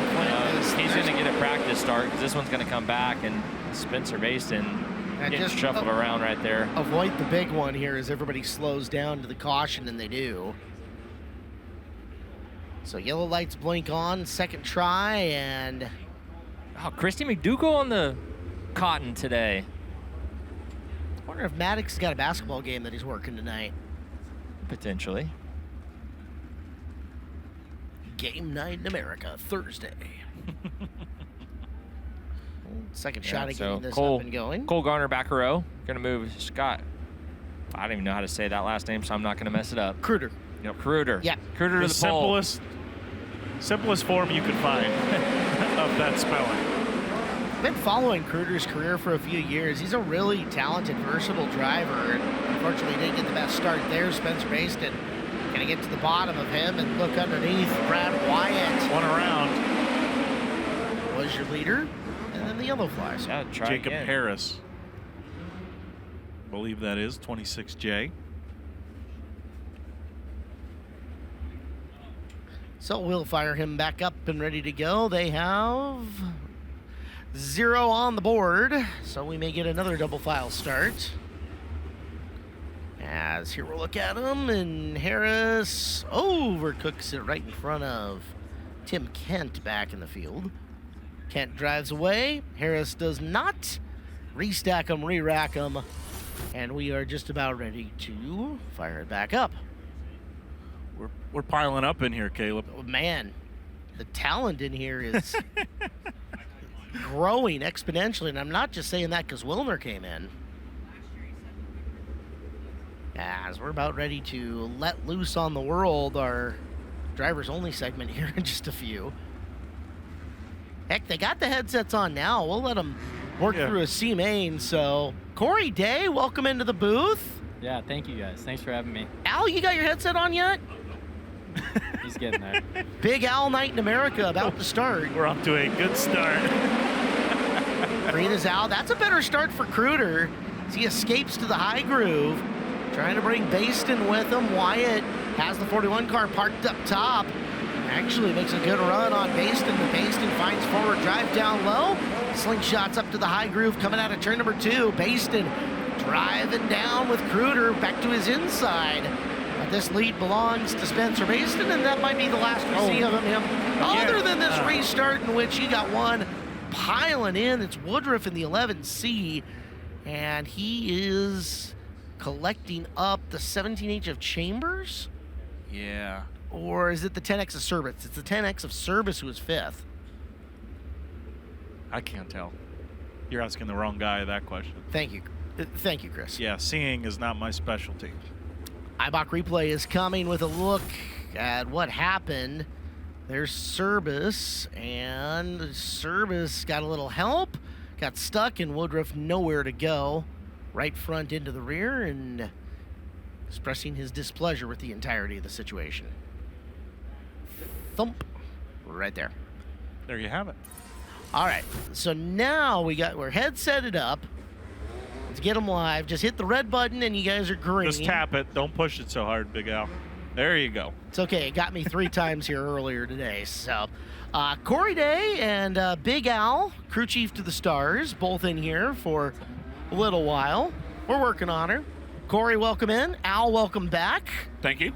C-Main action here today. It's been interesting so far to the point where we've got the defending night champion Spencer Baston out in front of C-Main. That's how quickly fortunes can change here in the Chili Bowl Nationals, huh? Yeah, for sure. Yeah, I definitely didn't expect Spencer to have the heat race he did, but at the same time, it's really easy to just get trapped here. And if you don't make moves in the first 2 laps of your heat race, then you're just behind, and everyone gets spread out, and your chances are pretty much gone. So, yeah, his car looks good, but I think there were some guys that were a little under the radar that ended up being pretty good and could just get around good enough to not make it easy for him. I imagine you get in the spot he's in here to see feature. It's get to the front as fast as possible. Yeah, it is for sure. In his case, for Saturday's, sake, he has to. He's got to win this, and he's got to win his B main too if he wants a good shot at having a top 10 run at least in the feature tonight. That is the local driver and multiple-time winner Tim Kent stuck in the work area. Well, that's a great start for Spencer. Wow. And everybody else is going to be chasing. Kruder in the 88 is second. That's Wyatt sitting third. And Garner in the 75 in the 4th spot with Chance Hold, very bright race car, trying to figure out his way up to it to become a factor. A couple of resets we've had have allowed Newell and Crawley to quickly make their way to 6th and 7th as well. So both of our D-feature transfers creeping into the picture as Garner and Wyatt stay side by side still for that 3rd spot, and Hull kind of roadblocked right now. Hull just looking for a clean path around, follows him into the corner. Here come your D-mainers, Crawley up on top, Newell down low. They still got some time on this, Chris Moore. They can make something happen, and Crawley willing to go to the high side to haul it around. Follows Hull into the corner, who's looking to get up top. Hull, bad corner, and Newell gonna sneak underneath him, but they're still on the outside looking in. Door opened big time there for Jeffrey Newell to sneak into the 5th spot, but Hull nails 1 and 2 on the top side that time, drives back around Jeffrey Newell. Newell continuing to pedal around that bottom side, but Chance Hull trying to put the whip to it up on the outside. Garner and Wyatt continuing to stay side by side. Hull might go 2 for 1 here in the corner, although he just can't get that car down off the high side of 4 enough to get a run. Now Newell to the inside, lane change from Garner. Hull coming down the back straightaway, 3-car siesta for 4th. This is chaotic right now. Hull and Garner gonna bang nerf bars, and it's gonna be Garner sideways and to a stop. Yellow flag coming out. Cole Garner, who the last time we completed a lap was in that 4th and final transfer spot, lost it, and then contact with Chance Hull for 5th. And suddenly his chances have dwindled tremendously. Well, we'll get a look at how it all went down. If you blinked for a second, you might have missed it. Cars all over the track. Here's the IBOC replay, and just the right amount of contact from Hull into Garner. Around goes Garner. Yeah, I think just an attempt at a short little slider there. Hull trying to get that spot away, and Garner unfortunately catches the worst of it. They'll all be single file now moving forward with 3 to go. Baston was gone, and Al, you've been in a scenario before. You've had dominant nights in this building. You've had nights like Spencer's having now. What would you as a crew chief be telling your driver about getting through and putting yourself into position to continue moving through these mains? I mean, he just needs to run his race. He doesn't need to go out and prove anything. He's out front. Biggest thing he doesn't need to do is go slam the cushion and turn over. Because I mean it's tall and you get tied up on there. So he just needs to run his race. I don't think anybody's really gonna pass him. He's pretty good, so he just needs to calm down and get ready to get his elbows up in a B-main coming. I was just going to say, Corey, if you were out there, would you be trying to move around to make sure your car was maneuverable, know when you're going to have to pass cars in a B? Yeah, I would for sure. I said in an interview last night, I think hero runs here from the back to the front come on the bottom, not necessarily the curb, because, it's easy to get stacked up there with how big it gets. So, Spencer's doing a good job up there right now, but if I was in his shoes, I'd definitely, be trying the bottom as well. You can see that what Newell just went through here, one of the best around the expo, but your margin of error up and around the top is really thin. 1 to go. Baston's got this in the back pocket. That is Newell up and around Hall. He's got 4th. Might get 3rd here at the end. If he can hang on to her, there's 2, 3, and 4. Wyatt gets Kruder, and Newell is now gone D to C to back of the B, and moving forward as we go on. Yeah, and Landon Crawley missing the show there after his misfortune in the heat race, so that's big. You know, I think he probably could have had a good night. He's in good equipment for sure. We're getting our guys in position. Al, you all heard that down the microphone, right? Okay. Yeah, I did. Okay, so well, we're gonna give you the first chance at this as the NOS Energy Drink Wrap Camp up. Al, will you please make the toss to the top? And Blake, it's up to you, even though your Hawkeyes suck. Hey, they're beating Nebraska right now, though, Al. Well, that's the younger squad. Yeah, well, we got Al here. Spencer, you transferred. I mean, big picture, able to take much from that. I know that it's probably hard to get momentum there, littered with yellows. Yeah, obviously just first of all, happy to get through there clean. But we're halfway there. Car felt a lot better there. I was doing what I thought I could to try to help it, and I felt like as the run went, just kind of try to keep getting it tighter and tighter. Just don't have a lot of grip, and it's not from lack of effort, of course, but anytime you roll it down for the heat race, it's the most important race of the week, and we just missed it a little bit there. And I probably didn't help a ton, but I was kind of lost for what I needed to be doing because I just sliding around so much. So better there. We got a long road to go. We've watched guys do it this week, watched them do it in years past. We're going to try to get as much as we can tonight, obviously try to make it through this next B and get to the feature, and just with every lap we run is going to be, putting it towards our car and getting it better because we need to get to the front of this A tonight. I've seen this guy do a lot of special things in a race car guy, the 2017 USAC NOS Energy Drink National Midget Champion. Going to have to cut some cars down in that B main. Here we go, guys. Qualifier number 1 on the racetrack. Kyle Spence on the inside, Brody Fusion outside row number 1. Row number 2, Bradley Cox and Bradley Fazard.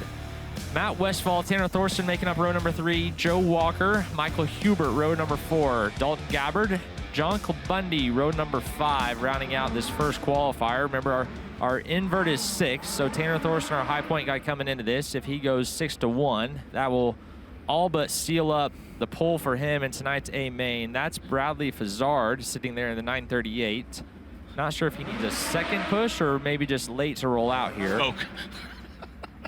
For Kyle Spence on the pole, that's just it is tough because you know that Brody's going to go hammer it, but you also know that the bottom's pretty fresh, so you just got to decide if you're going to try and get up and block his lane, or if you're just going to go to the bottom and hope that prevails down the back straightaway for a couple laps at least. Kyle Spence really good on the bottom. I was about to say, running the bottom is just, Yeah. he's got to make sure he doesn't get tight, right? Like with a little bit of slime down there after they water it. Yeah. Well, here we go. Qualifier number 1. Coming green out of turn 4. Wild start there on your second row. Spence with the early jump into turn 1. Fusion outside in. 3 wide almost down the backstretch. That's the 45 of Bradley Cox trying to fight down in. Heartbreak there for Brody Fusion. Around in turns 3 and 4. Not the start he was looking for. It don't look like really they did much to the track, though, to be honest with you. They might have put a little bit of water on. But Yeah, I'm with you, Al. It looks like some water around it, but nothing major. And we're going to get a look at our iBox Springs instant replay. And Cox and Fusion fighting hard there. And Fusion drove actually into the back of Kyle Spence. Get another look at it right here. You see Fusion come in and tag the back of Spence, and around he goes.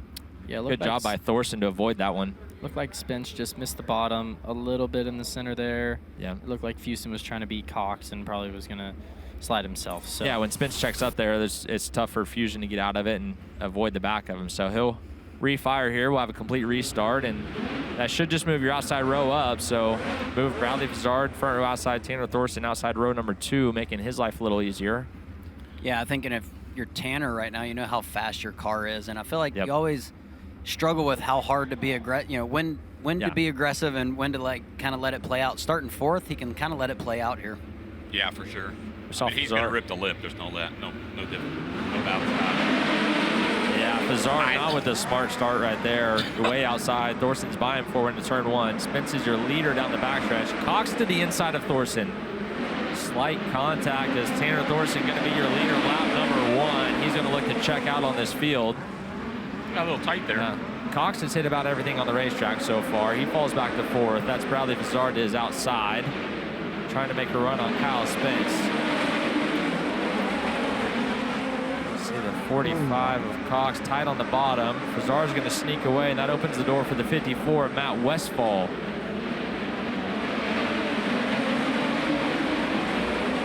Kyle Spence starting to close in on your leader, Tanner Thorson, a little bit as they sing around the high side of the Expo Raceway, and Kyle makes a lane change in 3 and 4 to close in. And we'll see if Tanner's watching the screen, makes any adjustments, or he's got Brent Marvel on the fence letting him know, hey, maybe we move around a little bit. Kyle Spence is good in this building. Yeah, Kyle Spence, accomplished micro racer, super good here with a good opportunity. And the 9U car, Trifecta Motorsports, bringing a strong staple of cars this week. And Thorson just trying to click off these green flag laps. 4 to go as Matt Westfall is working underneath Fazzard. That's going to move Westfall into the 4th position at the line. I mean, Tanner is just taking it easy. I mean, he saw Spence up on the screen, I'm sure, and he just started picking up the pace a little bit. So, yeah, Tanner down in the 12.2 bracket lap time wise, definitely the fastest car on the racetrack, and that cushion's getting pretty gnarly. Yeah, that thing's running around like really good balance for Tanner. Left front's not too high in the air. Christopher would like that car, all 4 wheels on the ground. Coming around. I mean, his main thing is he's not in the cushion too much, you know. He's just right underneath it, you know, and that's what you have to do. I mean, you get too stoked up in it, you know, and then you just get tight, you know. Comes down, hits the bottom of 3 and 4 for the final time. Checker flags out. Tanner Thorson on the pole for Thursday night's A main unofficially, but that all but seals it up. 2nd place is going to be Kyle Spence, Bradley Cox, Matt Westfall, Bradley Fazzard, rounding out your top 5 as you look at your full rundown right there. And Tanner Thorson headed up top to speak with Alex Jankowski.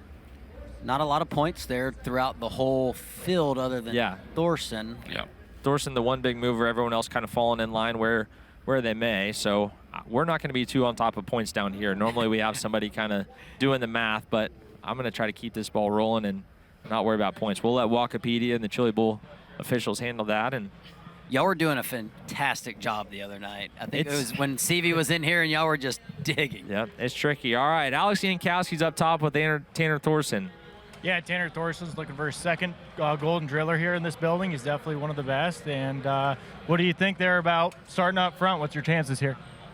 Yeah, it's good. We'll take it. I'm not a big one to start on the front row, but I'll take it. You know, got some good heavy hitters behind us, so I might work out in my benefit to be able to kind of get the lead and check out, hopefully, and be able to kind of manage the race a little bit. I just don't want to become the sit and duck, you know, like you can be pretty quick, so especially in here.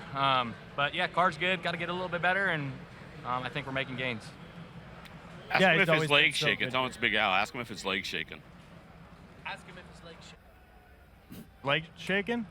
My leg? Yeah, ask Tanner if his leg's shaking. Is your leg shaking? Not right now, but before I rolled on the ramp for sure. Tanner's probably really confused right there. He'll watch that back and figure it out. Yeah. Anyone that's been around Tanner knows he's pretty jittery, and especially Al. He just, that leg shake or the shoulder shrug is what you get out of Tanner. Yeah, that's one thing. That's from a crash from one of the cars he was with me, but the leg shake is annoying.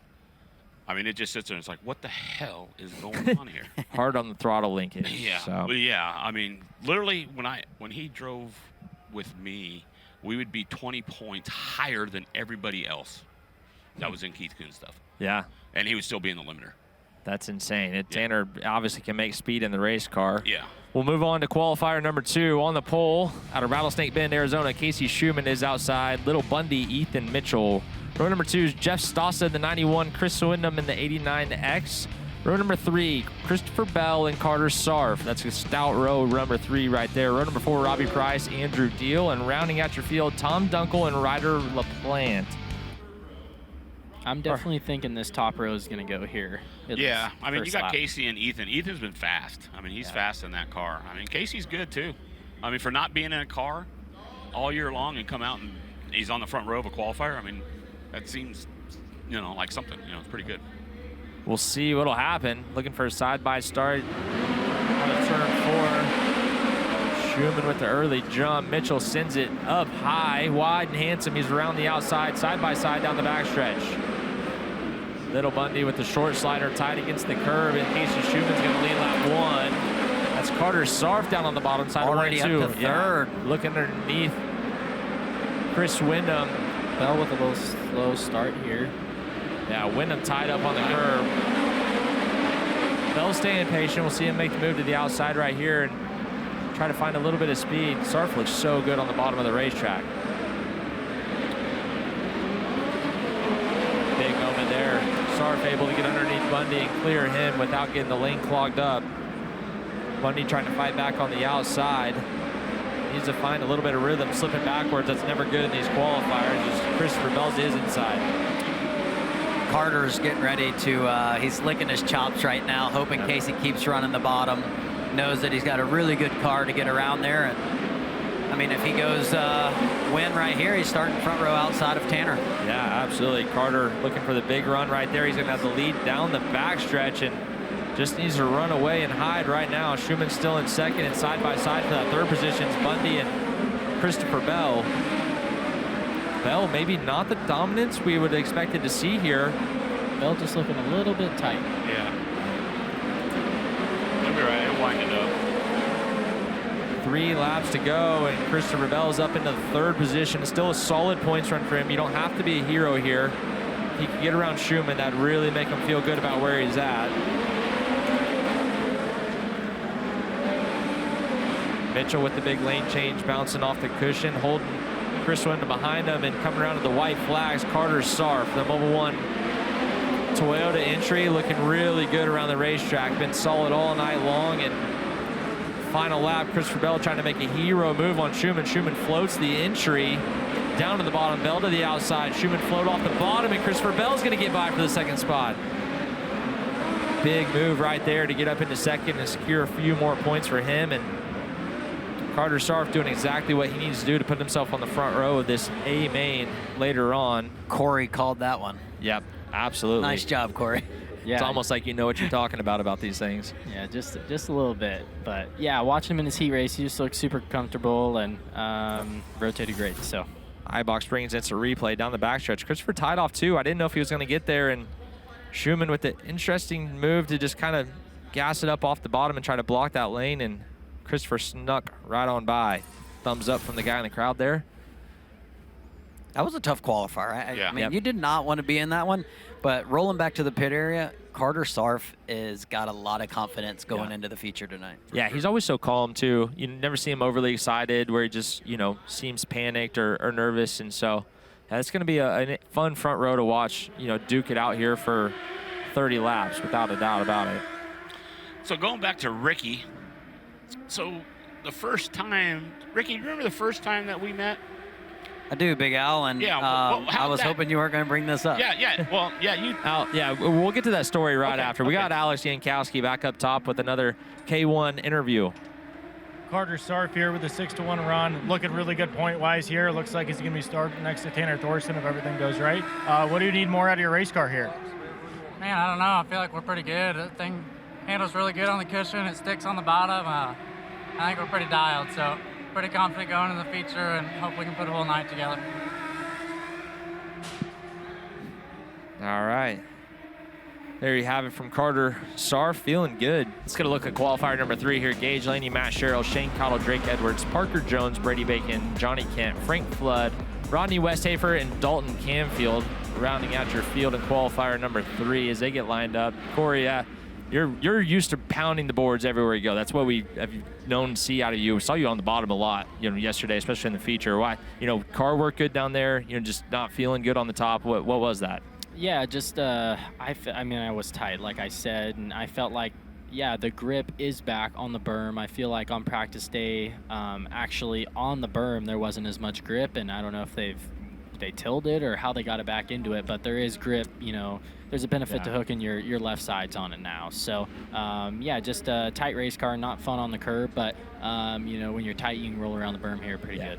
Definitely seems like there's more moisture in the berm itself today, which, you know, isn't maybe drying out the racetrack. So, it's tricky. That's the things you learn about the Expo. If the infield's dry, it's going to draw that moisture out of the racetrack, towards the infield, and yeah, it's a tough thing. So. Yeah, and like right now you see the crumbles in the middle. That's from, the dirt being good on the inside, and everyone's throwing that out. Gage Laney, Matt Sherrill, front row, bringing us to green here, and another wide start. Gage Laney with a really big jump down into turn 1 on Matt Sherrill. Cottle looking underneath Sherrill, and that outside lane's getting rolling here with Matt. The second opinion auto car, making some big speed through 1 and 2. Matt Sherrill taking it to Gage Laney down the backstretch, looking to be the leader here on lap number 2. Look back through your field, Shane Cottle, right where we expect to see him low around the bottom side of the racetrack. Curb definitely a little more forgiving tonight than it has been the past couple. See a mistake there out of Sherrill at 3 and 4, and will still stay fairly side by side for the lead. Drake Edwards not really able to close in that second car in line on the high side of the racetrack, and Brady Bacon not making up a ton of ground either. Yeah, those guys Brady was close to in points, obviously went 6-1, so he's looking to get past at least 3 guys here to try and keep pace with on the point side. Yeah, we see Brady trying to get on the berm and just shoving it off of him, just tight anywhere he goes on the racetrack, and that actually allows the 81 to sneak by. That's Frank Flood. Frank's had a ton of laps around here, so he knows how to get around. Yeah. Oh, not what Brady wants to see, and upside down, broken front end. Left rear Nerf bar back into the tire. Yeah, And I'd be hard pressed to think if Brady probably didn't get tight on the cushion there and bounce the left sides into the dirt. Yeah, I could see that coming. Just getting tight, and in his position, he's backing up, and he's needs to be going forward to catch the guys in points, and just trying to get everything he can. And sometimes when it's a little like more that, it'll bite you. Yeah, a little more. It was time there. to push, right? Yeah. I mean, you had fallen to 7th, and you knew that wasn't going to cut it. So. Obviously, that'll probably relegate him to the B main. At least he has a lot of points to hopefully start a little bit further forward in it. Hank Davis, if you're down there, go ahead. Let us know what you see on the 21H. Yeah, I just see some shock damage here, Nerf bar, a little bit of the panels here. Yeah, some messed up stuff here. Drag link all bent. So yeah, they'll have to go to work a little bit back there to get ready for the B. Got the Nerf bar in the left rear here, and yeah. They got a little work to do. Yeah, those guys definitely have to go back to work. Matt Hummel, Kelly Hink, Cameron Key down there. They got a good group of guys. BOB's down there, and they're going to have to lift the whole thing up here. So not a ton of time for them to get turned around here before B mains, but. Yeah, seeing the hood pushed in there on the left side is never a good sign. That usually means the frame's tweaked somewhere, but midget panels are very thin, so dirt could have just got into it, or something else. The way these motors are mounted, there's not usually a mount on the front side of the engine, and so when you take a big hit like that, it's easy for it to bend your motor plate, crack your motor plate. There's a lot of weight trying to sling off the front of your race cars. So I just think it's the panel that's pushed in. It looked like at first the motor plate can be bent, but it looks like just the panels pushed in from the wheel.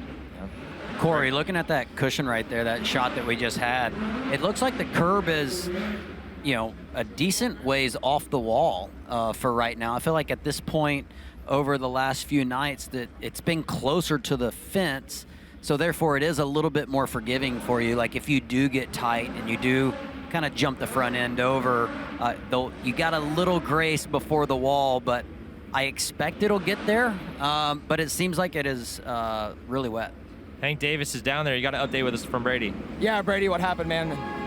Just not much racetrack to work with, and just slick to a big curb and trying to make something happen. Yeah, that's all that happened, boys. Got tied up on the curb. Thank you, Hank Davis. Yeah, I think to add to what you're saying, Ricky, there's enough moisture in the track that the cushion's finally built up and stopped before it got to the wall, which is making it a lot more tricky and less forgiving. I think it's been drier in days past, allowing it to get up to the fence and be a little bit fluffy up there and kind of forgiving. Seems like your straightaway speed for right now is still pretty fast. I feel like, the straightaway speed sometimes just gets slower, so it's almost a little bit easier to hit your marks. But now it's like you got that speed going into it, and you got to be super precise. Yeah. Lights out. Yeah. Curb just a little ways off the wall on both exits of the corner too, so you almost get the sense you're running down the hill, which helps with straightaway speed for sure. Yeah. So Matt Sherrill bringing us back to green here. Gage Laney still in second. Shane Cottle in third, and Cottle beating the bumper off Gage Laney for that second position as Drake Edwards is the first guy to pop out of line. We do know if there's an opening on the bottom, Cottle's going to take it, and there he goes. The guy does not miss the bottom. Yeah, Cottle very good on the bottom at any racetrack in the country, and he's going to be down there as Drake Edwards is trying to get rolling and get some momentum happening here after the yellow. Drake Edwards, good year out in California in a midget. I think it's his first year, first season really, and he did a great job. So I wouldn't be surprised to watch him run second here at all. Yeah, good thing about that is, I mean, Drake's going to go be with Chad Boat next year. So, I mean, he's going to be pretty good. Big year for him. Parker Jones down on the bottom, just been quiet this entire race, making his way through the field. Frank Flood still working the outside. We got a caution on the speedway. We got one stopped off turn 4. That's Gage Laney in the 17C. Drake Edwards did not want to see that. It just got wound up there. Yeah, I mean, Drake's looking to get to second would be a huge boost for him with the issues that other people have had and not a lot of passing points in some of those other qualifiers. I mean, that could move him right up into a prime spot come feature time. Matt Sherrill had a 1.7 second lead the last time by. 2 laps to go. We'll get a green, white checkered. You got to run down through your field there, and a bit of attrition in this one. Matt, a long-time midget racer from the Oklahoma area. Have to consider him a veteran here at the Expo. For sure. A couple of the old guys getting it done here, and Sherrill brings us back to green. Cottle actually to the high side. What are we talking about here? Shane Cottle goes to the top, and Perry looking to capitalize. Or Parker Jones, excuse me, in third. Cottle back to the bottom. The big loser in that was Drake Edwards. Yeah, like Corey said, Drake had his speed built up, was hitting his marks, and then that caution comes out. It's tough to get right back into that. Coming around to the checkered, Frank Flood trying to make something happen on the last lap. It's going to be close, not going to get there. Sherrill going to be your winner. Cottle. Parker Jones holds on to second over Frank Flood, and Drake Edwards back to 5th on that final restart. Just shows how quickly you can get shuffled here, especially on a green-white checkered. The guy in front of you does something different than you think he's going to do or was doing prior to the caution, and it's that easy to get shuffled, multiple spots. But that's Cottle. I mean, Cottle knows what's going on. He's a veteran, so he knows the fastest line. He's going to go take it even though he's slower. So, and that's what proved that. Special place. At the top of the ramp, we have Alex Jankowski. Yeah, Matt, you had a restart there, 2 to go. Cottle right behind you, definitely one of the best in the business. What's going on in your head right there? Yeah, so I knew we had a solid car. The thing felt really good.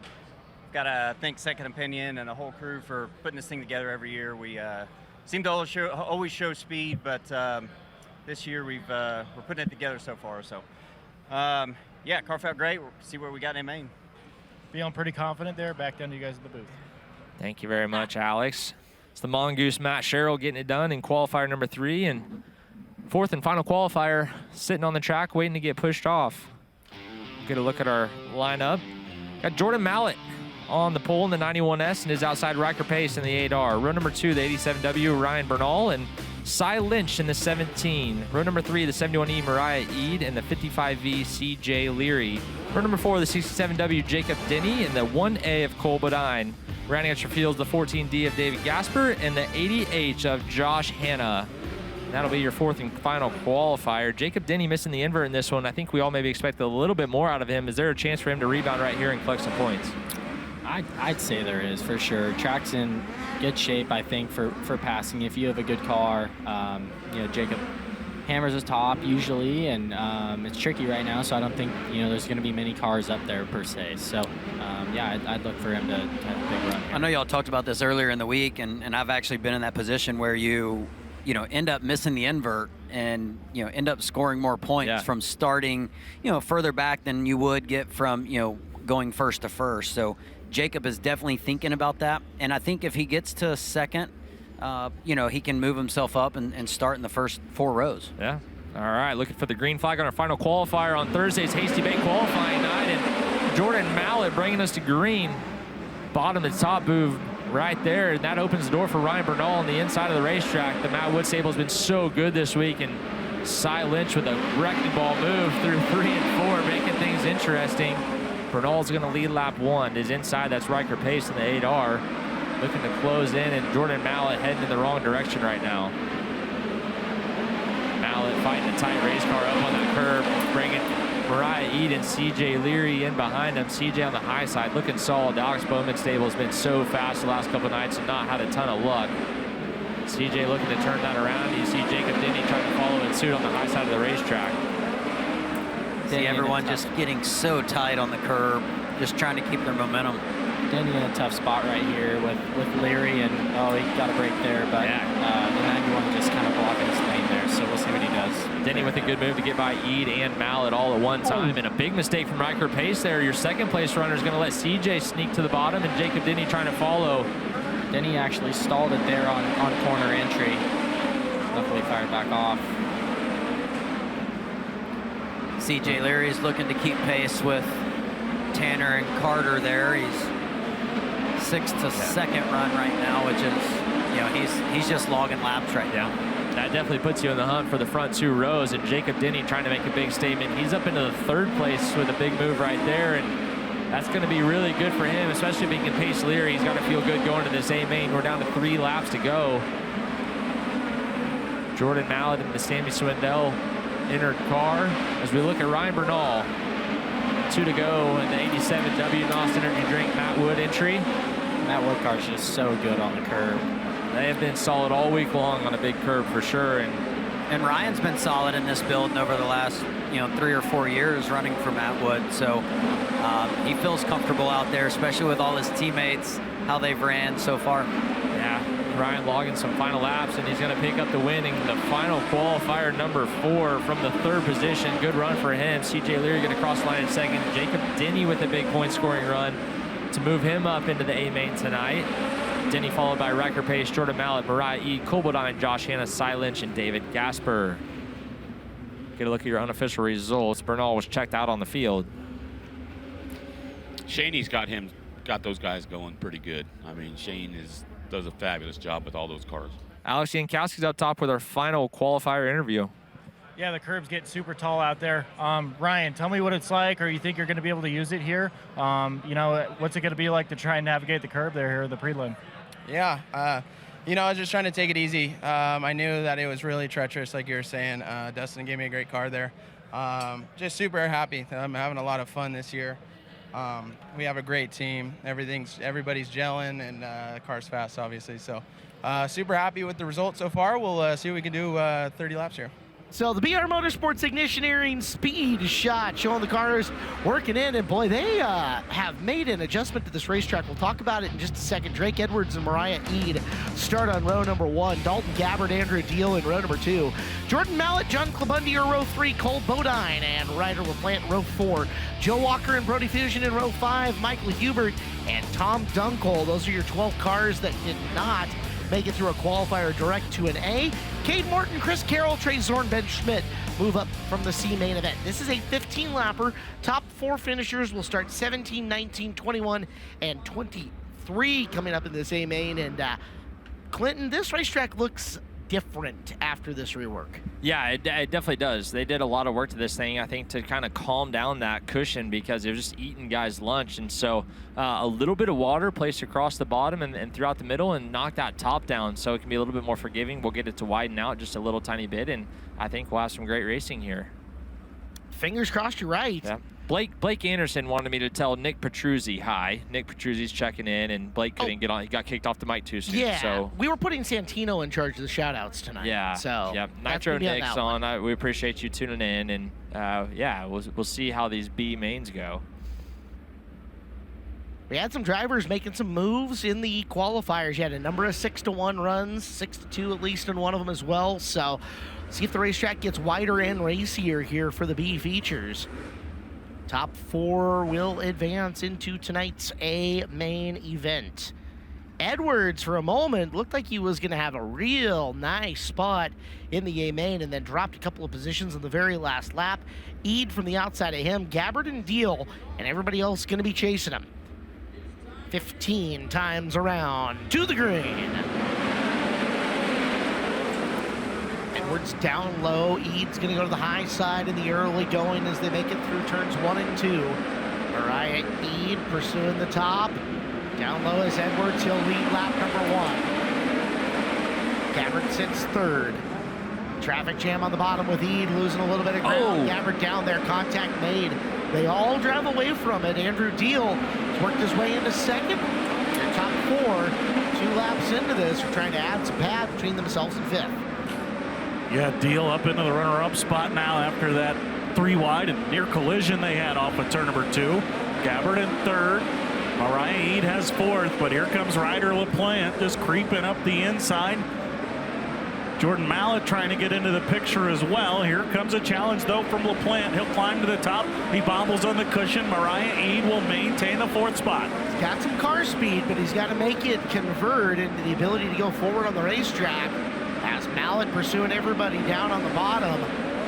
He's got Klabunde, Hubert, and Fusion coming with. Fusion 9-3 in his heat race. Not the qualifier he wanted. Chris Carroll's moved up a couple of spots. There's Brody in the green and white. Number 51, he's working on 7th from Hubert. Oh, no! Gigantic airtime for Ben Schmidt's 35. It's running deep and another in the one. field. Ryder LaPlante was 5th. My goodness.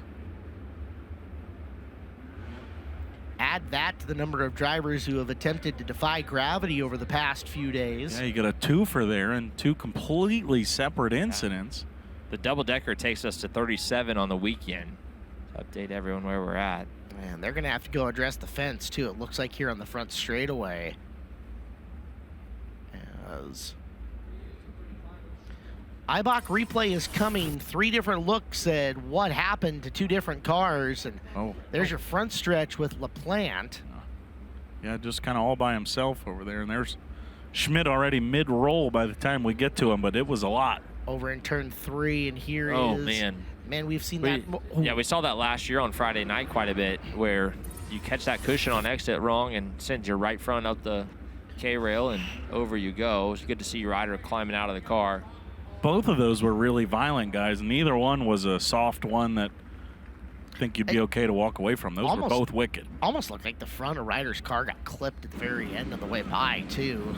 As he is out, and Brian Ward had a calm couple of minutes, but boy, the action already starting fast and furious here in the beat. Brian? Yeah, got on the back here. We're going to talk to Ryder. That was a vicious tumble there down the front straightaway. Caught at the fence a couple times. Did you see what happened to get that started? You know, about 3 laps in, my throttle linkage broke. So I was driving it. I was having to pull it up to slow down, and coming out of 4, it just stuck. It wouldn't come back up, and the nose raised, and I climbed the wall and busted my ass. So my head hurts, but I mean, this place hates me. I don't know why. Just come back next year, I guess. Well, glad to see that he's all right. There's your answer, guys. The stuck throttle resulting in the 10 car going on the hook. All right, Brian, thank you. It sounds like Schmidt climbed from the race car in the 35. Under his own power and walking away, that's good news. So Ben Schmidt, who went for the ride in turn number 3, a twofer on 1 accident to the point where they throw the red flag. We do not see that often here at the Expo, but happened this year, and now crews scattered 2 points to the racetrack. Looks like front straightaway all done. Didn't really take too much to get that back into shape, but they got to look at the fencing over there in turn number 3 that keeps the race cars from rolling just to the right of the pit grandstand.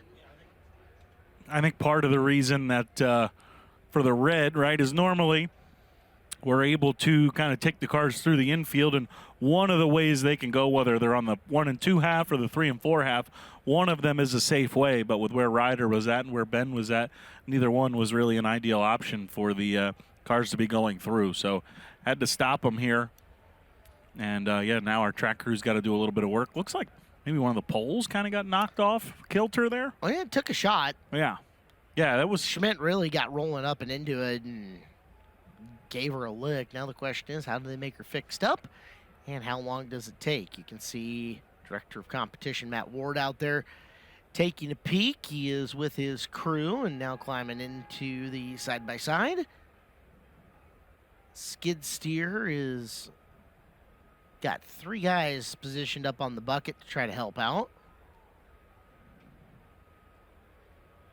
It's fence repair ongoing in turn number 3 after we are 6 of 15 laps into this B main event. Drake Edwards, Andrew Deal, Dalton Gabbert, and Mariah Eid right now in the 4 transfer spots. Mallet had passed LaPlante for 5th, so Mallet 5, Hubert 6, Fusion 7, Carroll 8, and Zorn 9, Clabundi 10.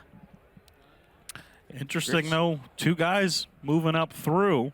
Chris Carroll, your C main transfer, so. Yeah, he's going to be up to 8th now. Michael Hubert started this one back in 13th. He's going to restart 6th when we go back to it. We do have a D-mainer still alive in B2, so we'll follow that once we get there. But for the time being, let's take a timeout. Back with more B-main action coming up. Our 39th annual Chili Bowl Nationals, powered by NOS Energy Drink here on FloRacing. Chris Carroll trying to move his way up. Remember, after the problems that he had in his heat race, was running in 4th and the car shut off. They got it fixed. He's climbed from the C to the B, and he will now restart in 8th, and still 9 laps to go. Still time for Carroll to try and make up some time. One of the Ramco Speed Group cars as we come back to green flag action. That physical in behind him for 3rd. Oh, wow. That's Hubert. Hubert had to really settle that car down as he was about to go for a tumble. Caution flag out. Dalton Gabbert didn't take off, and I think that bottled everyone up behind him. There's our first cone hit of the week.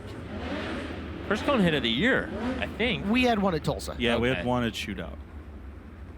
I must have missed that one. So a lot of laps at Tulsa. All right, so we'll watch and see who strikes the cone coming down the front straightaway. It ends up being... I think it was actually Mallet that did it. Yeah. Mallet was getting He got pushed away with aside. one. He's down at the back, which... Wow. Michael Hubert got away, too. Considering how cattywampus that start was, maybe some forgiveness was being levied. As there is Fusion going up top, trying to work his way forward on this field. Brody is just outside the top 4. He is 5th, back straightaway on Eid, and he will make the pass. Yeah, got the wheel stand there off of 2, but kept his foot in it. Will roll around Mariah Eid into the 4th spot. Now looking for more, trying to get himself off the bubble. He'll roll the top again down in 1 and 2. Brody Fusion has that race car ripping right now. He'll grab 3rd away. Now maybe try and lock in on the top 2. May not be done as you say. Rolling in with the back of Andrew Deals. He tries to close in on him. Gabbard is now in the danger zone. One mistake and he could be out of racing for the rest of the night. Mariah Eid sits in position 5. Mariah content to be down around the bottom of this racetrack as Fusion says, all right, enough with that high groove. Let's get down and get a little conservative. Yeah, probably a smart thing to do there. Get yourself into a transfer spot, get off the bubble, and now get to the safe zone. But as we say it, didn't feel the speed, so he went back to the top in 1 and 2. Got a little bit tight. Now gets tight again on entry into 3. And Dalton Gabbard will take the 3rd spot back here at the line. 3 laps to go. And Fusion right now starting to put that top side to the test. But the good news is he's got a pretty good gap back to Trey Zorn. Zorn had just taken over the 5th spot from Eid, but like you said, some pad between the 2. 2 to go. Battle for 3rd is what we're watching. Those are both transfer cars. Good job by Fusion to get settled back in there and make a couple clean corners in a row to get your momentum built back up. Not out of the question he could get Deal in this final turn. Is easy win for Drake Edwards. He's going A-Main Racing tonight. Edwards wins. Deal Almost. barely holding on for Fusion. And then Gabbard will be your 4 transfer cars. So Drake Edwards puts it in the show. Andrew Deal will follow. Brody Fusion gets his night going back the way he had hoped, and Dalton Gabbard gets the final transfer. Trey Zorn, Jordan Mallet, Mariah Eid, Michael Hubert, Chris Carroll, and Joe Walker round out your top 10. Unfortunately for them, they're done. as Earl's up top with our K1 Race Gear interview. Drake Edwards, winner of B Main #1. Dude, you're in the show. Congratulations. Thank you. I wish we didn't have to do it through a B Main there. We had great points coming out of the heat race and everything. And I feel like if we would have stayed in third there in the qualifier, we would have had a good shot at locking in. But we're going to give it our best here from the back and see what we can do. What's it mean to get another Avanti Windows and Doors midget into a prelim night? Definitely less stressful. Now four made it, so we got one more to put in, and we'll have all 5, so it's pretty cool. Guys, he's in the show. Blake Anderson. Who'd you have, my friend? We're actually going to roll the second B main here, Earl. So I guess we'll let Clinton, Caleb, and the guys have it. And we did get a hot tip from those kids we were talking to at the ramp there. They said, Clinton, you need to run the high side. Well, that was not a problem for me at all. That's at any point ever this year at the Tulsa Expo. I said, I don't think Clinton was scared of the high side yet this year. On my shootout, I think I ran a total of 4 corners down there and about 1 corner at Chili Bowl. So maybe they just saw that one lap. That's what you get for watching the Turn 2 toddlers, Clinton. I know, man. I know. Casey Schumann and Riker Pace, front row. Rodney Westhafer and Jeff Stassa. Brady Bacon, Dalton Campfield, Cy Lynch and Josh Hanna, Johnny Ken, Robbie Price, Gage Laney, and David Gasper, your 12 from the qualifiers, your move-ups from the C, and one of them through the D. Spencer Baston and Brad Wyatt, Scott Kruder, Jeffrey Neal has gone D to C to B. Newell is going to have to continue working, though, as this is a very good B main event. Dominated the C feature, which you would expect. But now he's going to have to try and put that race car, put it through its paces, make his way forward. Again, top 4 will transfer out of this 15-lap B feature. Baston and Newell from the back. Schumann leads them from the front. We're green.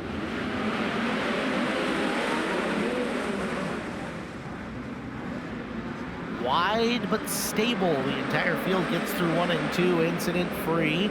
Schumann down on the bottom of the racetrack, leads on lap number 1. It is Casey Schumann out in front, Riker Pace, Rodney Westhafer, and Brady Bacon 1 through 4 in the early going.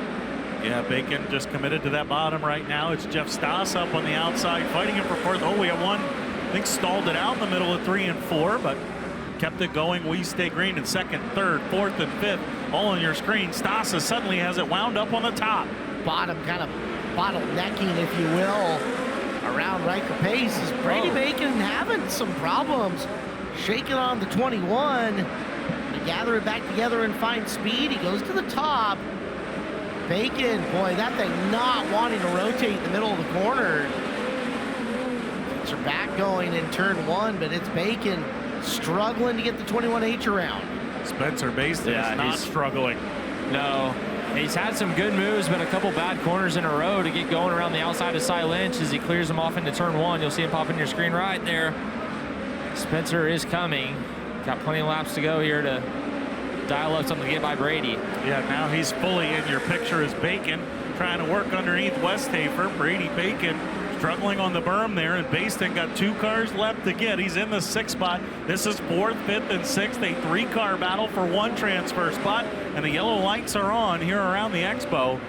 That is the 80H of Josh Hanna up against the turn 2 K-rail. So Brady had to go to the bottom by necessity. He cannot, and I don't know if there's something that's just slightly bound up within his steering, but he cannot get that car rotated up and around the top of the racetrack. He has been able to putter the bottom and get back to 4th, although if Westhafer had never moved off the bottom, Brady might just be stuck there. Caleb, did you catch Brady hit the wall pretty good about 4 or 5 laps ago off of 4? He hit the fence hard. I thought I had seen him get high on the straightaway, but I hadn't seen him actually make contact with the wall. He bounced off pretty good.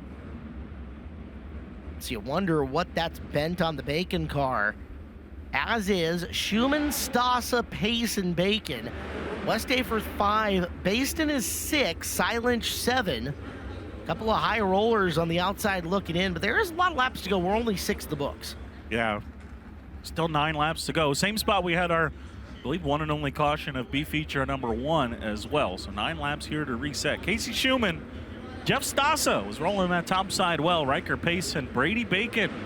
Your cars in transfer spots right now. Keeping an eye continuing here on Baston. Bacon going to try and make that top work again.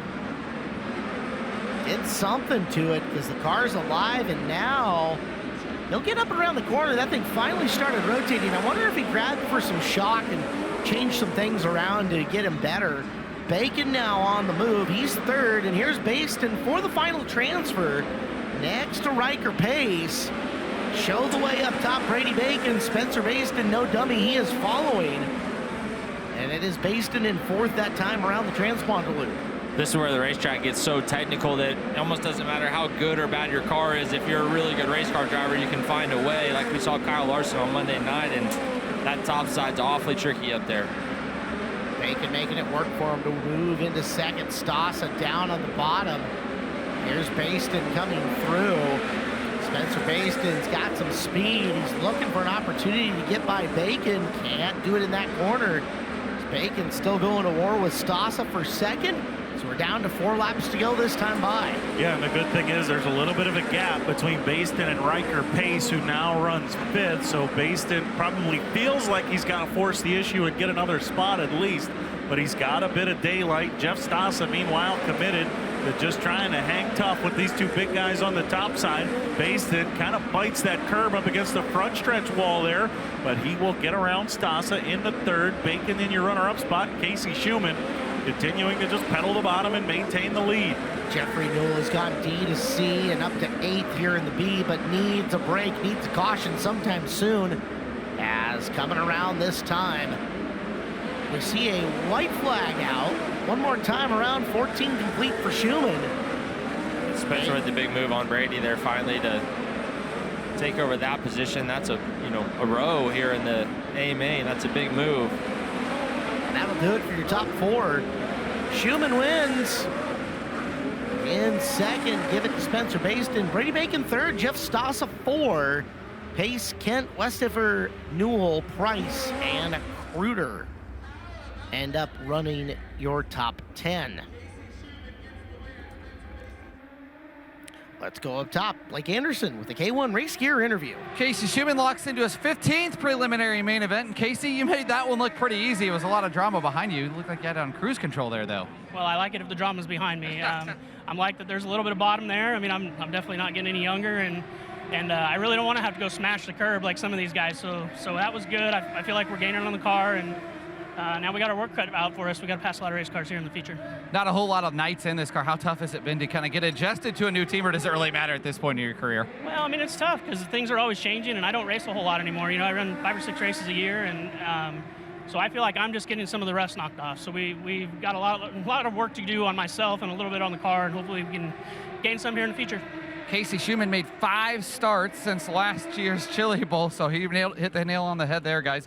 Earl, you got a hard charger in this last B main. Spencer Baston started 13th and is able to lock it into your 11th straight prelim night, dude. You had to work for that one. Yeah, never want to be in that position going into a C main and a B main. There's just so many things that can happen. But with all that track time, we're just slowly getting the car better and better and better. Felt really, really good there. Cushion's getting pretty treacherous, but our USA BMX 1S car handled it really well, and finally getting some good drive off the corners and getting our just overall just more comfort, I think. And we're going to need it because it's going to be a gnarly feature, but just happy to be in it. Saves us a lot come Saturday, but work's not done. We got one more leg left. Car's good there. We're going to make sure it's good again in this feature. I'm going to go as far as I can. Under that caution flag, what kind of changes did you have to make to, if any, because it looks like before that caution, the car was a little tight on you? Yeah, I adjusted just a little bit, just trying to keep my nose calmer up against it through the center and through transition. And it helped, but I feel like I kind of gave up just a tick of speed too. But I just wanted to make sure I ran cleaner laps than making a big mistake and costing us. So put a little conservative there. Now it's time to buckle up and go after it. Guys, Spencer Baston is going to put a show on here in this A main event. The cars are rolling down the ramp. We are ready to go for the 30-lap, 24-car A main event. 2 lock-ins to Saturday's pole shuffle up for grabs here on our Thursday night program. Caleb Hart, Chris Moore, and Clinton Boyles here in the booth, and we need to get you a starting lineup for tonight's A feature. Tanner Thorson, the champion from 2 years ago. Carter Sarf right next to him on row number 1. CJ Leary and the 3-time champ Christopher Bell in row number 2. Ryan Burnell, Parker Jones, row number 3. Shane Cottle, Matt Westfall, the veterans, in row number 4. Matt Sherrill having a really good night, as is Bradley Cox. They sit in row number 5. Keep your eyes on Jacob Denny and Kyle Spence in row number 6. 7th row, Frankie Flood and Bradley Fazzard. 8th row, the final lock-ins, Chris Wyndham and Ethan Mitchell. Your move-ups from the B, Drake Edwards and Casey Schumann, Andrew Deal and Spencer Baston, Brody Fusion and Brady Bacon, Dalton Gabbard and Jeff Stoss. 24 cars, 30 laps as we get ready to go. Ready to get to work. Ready to get to work, in fact, as yellow lights still blinking in and around the track. I think they're making their final lineup adjustments. The pace truck is still out there. You can see the light bulbs going off from the grandstands and from the photographers in and around, getting their last second shots of this amazing field of cars. One more preliminary night to come up after this. Caleb, how come you're not waving to the Hard Rock girls when they go by? They're waving to me. Yeah, oh, that's how it works, okay. All right, thank you, Blake. Lights are out on the Expo Raceway, the 39th running of the Chili Bowl Nationals, presented by NOS Energy Drink. We get set to go green. Thursday prelim feature. Tanner Thorson, Carter Sarf are going to bring us to green. We get set to go. Ladies and gentlemen, clear the dance floor. Freshen your glass. Find the best seat in the house. The open wheel midgets are ready to dance. Fantastic start. Tanner Thorson down the back straightaway, trying to get some pad between himself and Sarf. Sarf up and around the high side, Leary down low. It is Thorson leading lap number 1 here in the prelim A main. Tanner Thorson quickly out and about, working on the bottom side. Here's a battle back here, 3rd and 4th. Leary going to venture up to the top side. Bell, here goes Sarf, battle for the lead. Thorson with a slide job. Sarf got tight, but here comes a crossover down the backstretch. Well read by Carter Sarf. Coming, picking the front end off, and Sarf leads lap number 3. Carter Sarf ahead of Tanner Thorson. Thorson will go into chase mode. He'll be the predator, not the prey, as he hunts for speed in and behind him in the 2nd spot. Carter Sarf taking off and adding some pad over Thorson. Yellow, oh, we got a multi-car pileup over here. Several involved in turn number 3. Baston, Wyndham, looks like Andrew Deal, Parker Jones, Edwards. Bradley Fazzard's car upside down. Man. All right, so your 6 cars, Fazzard, Sherrill, Wyndham, Edwards, Deal, and Baston, running 16th-ish from the start of them. I mean, Sherrill was 12th. Okay. Sherrill 12th, Wyndham 14th, 15th Edwards, 16th Fazzard. Yeah, Deal 19, Baston 22. Yeah.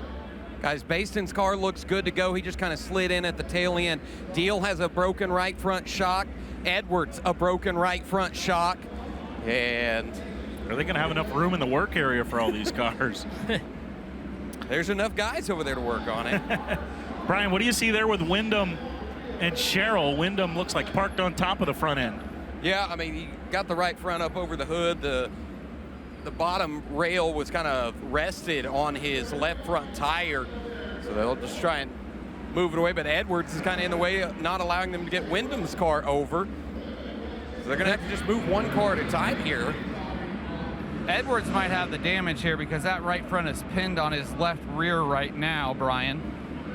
Can see that from our shot that we've got going in the corner right now. Yeah, it's an interesting puzzle to try to pull apart. IBOC replay from the BR speed cam. Wyndham over Matt Sherrill's nose to start that, and everyone funneled in. Wyndham's probably going to have to replace the left rear tire here. He's got Edwards' bumper squeezed in between the left rear tire and his nerf bar. See, they're trying to pull Edwards away here, and it's pulling Wyndham's car sideways. Man, we just saw the Baston car roll away, and front end of it looked okay, at least from my perspective, but you never know. Now they've got Edwards. The shocks broke right there. Shocks broke on. Couldn't see the coil spring Edwards dangling. Yeah, the eye broke off of the shaft there. Okay, so Wyndham, whose right rear was up on top of Sherrill's hood. Is he going to be able to drive away? Blake's down in looking at the left rear corner. It looks okay. The rear end maybe shifted over just a little bit, but it's rolling all right. You can deal with that.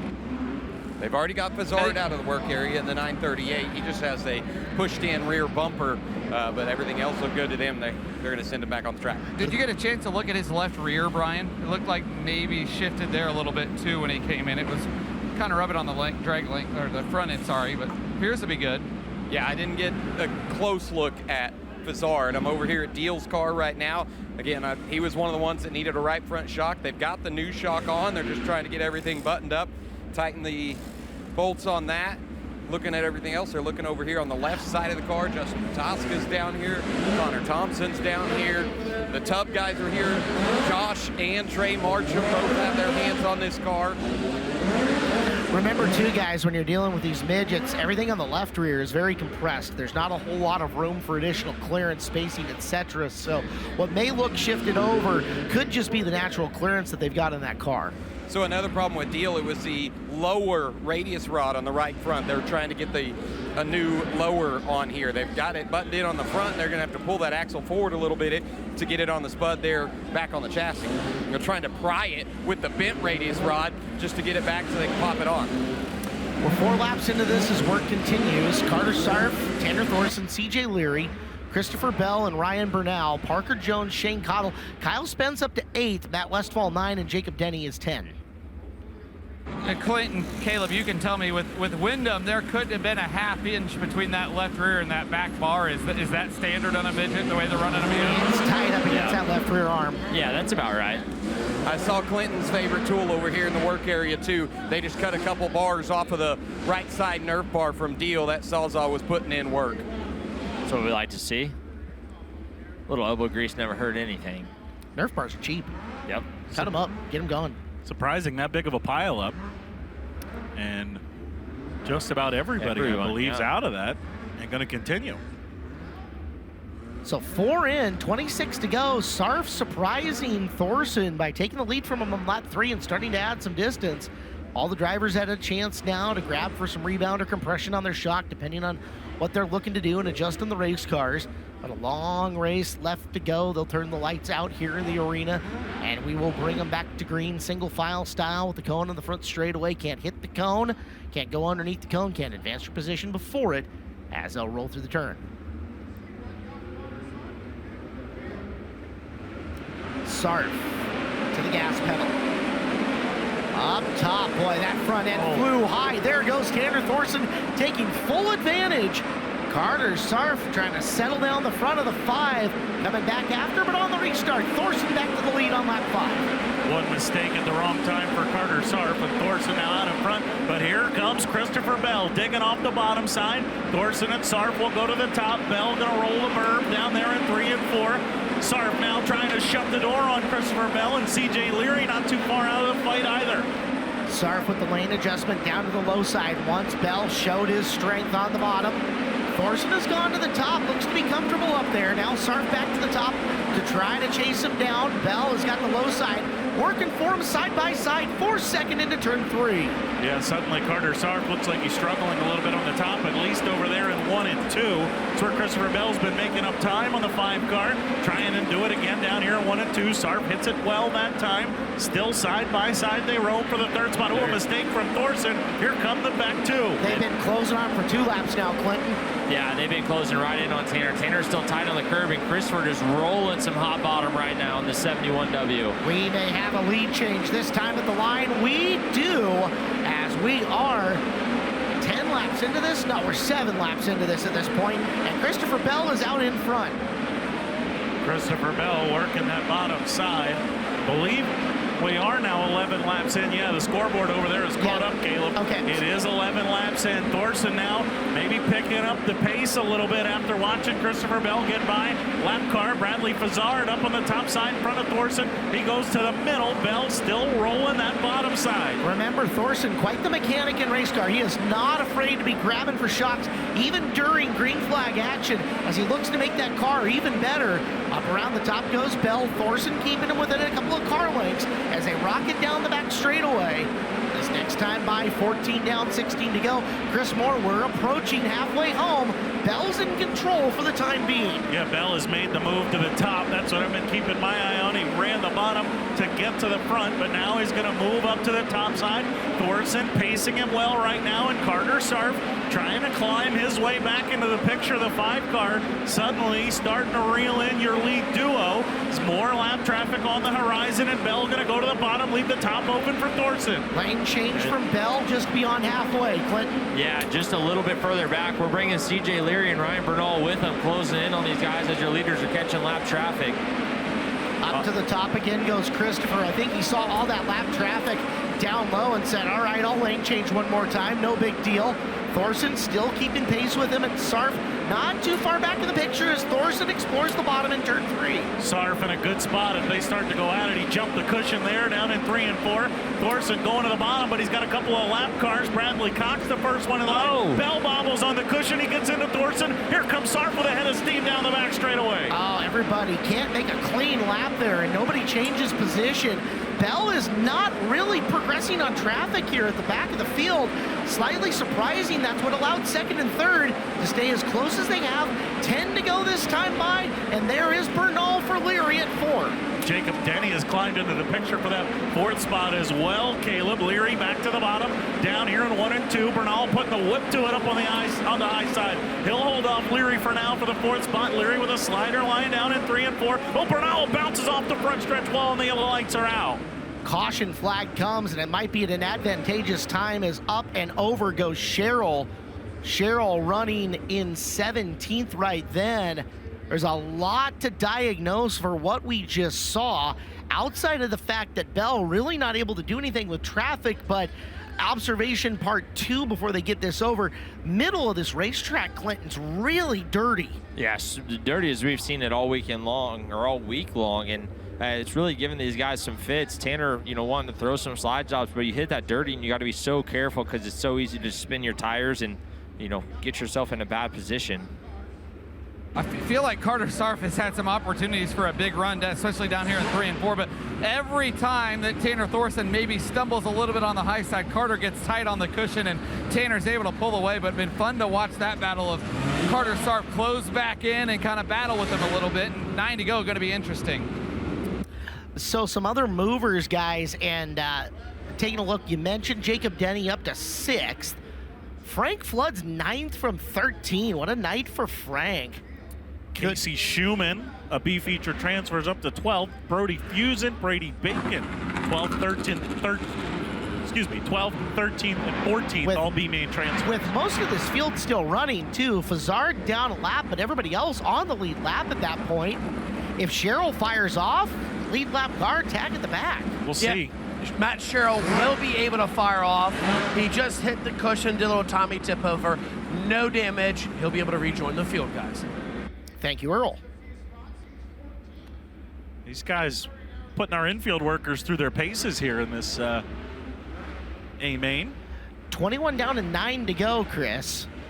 Fascinating features so far. Christopher Bell in control. He's led since lap number 10. Tanner Thorson in 2nd. Carter Sarf is 3rd. Ryan Bernal and CJ Leary rounding out your top 5. Tricky situation here for Christopher because I feel like the bottom of 3 and 4 can be just as good as the top.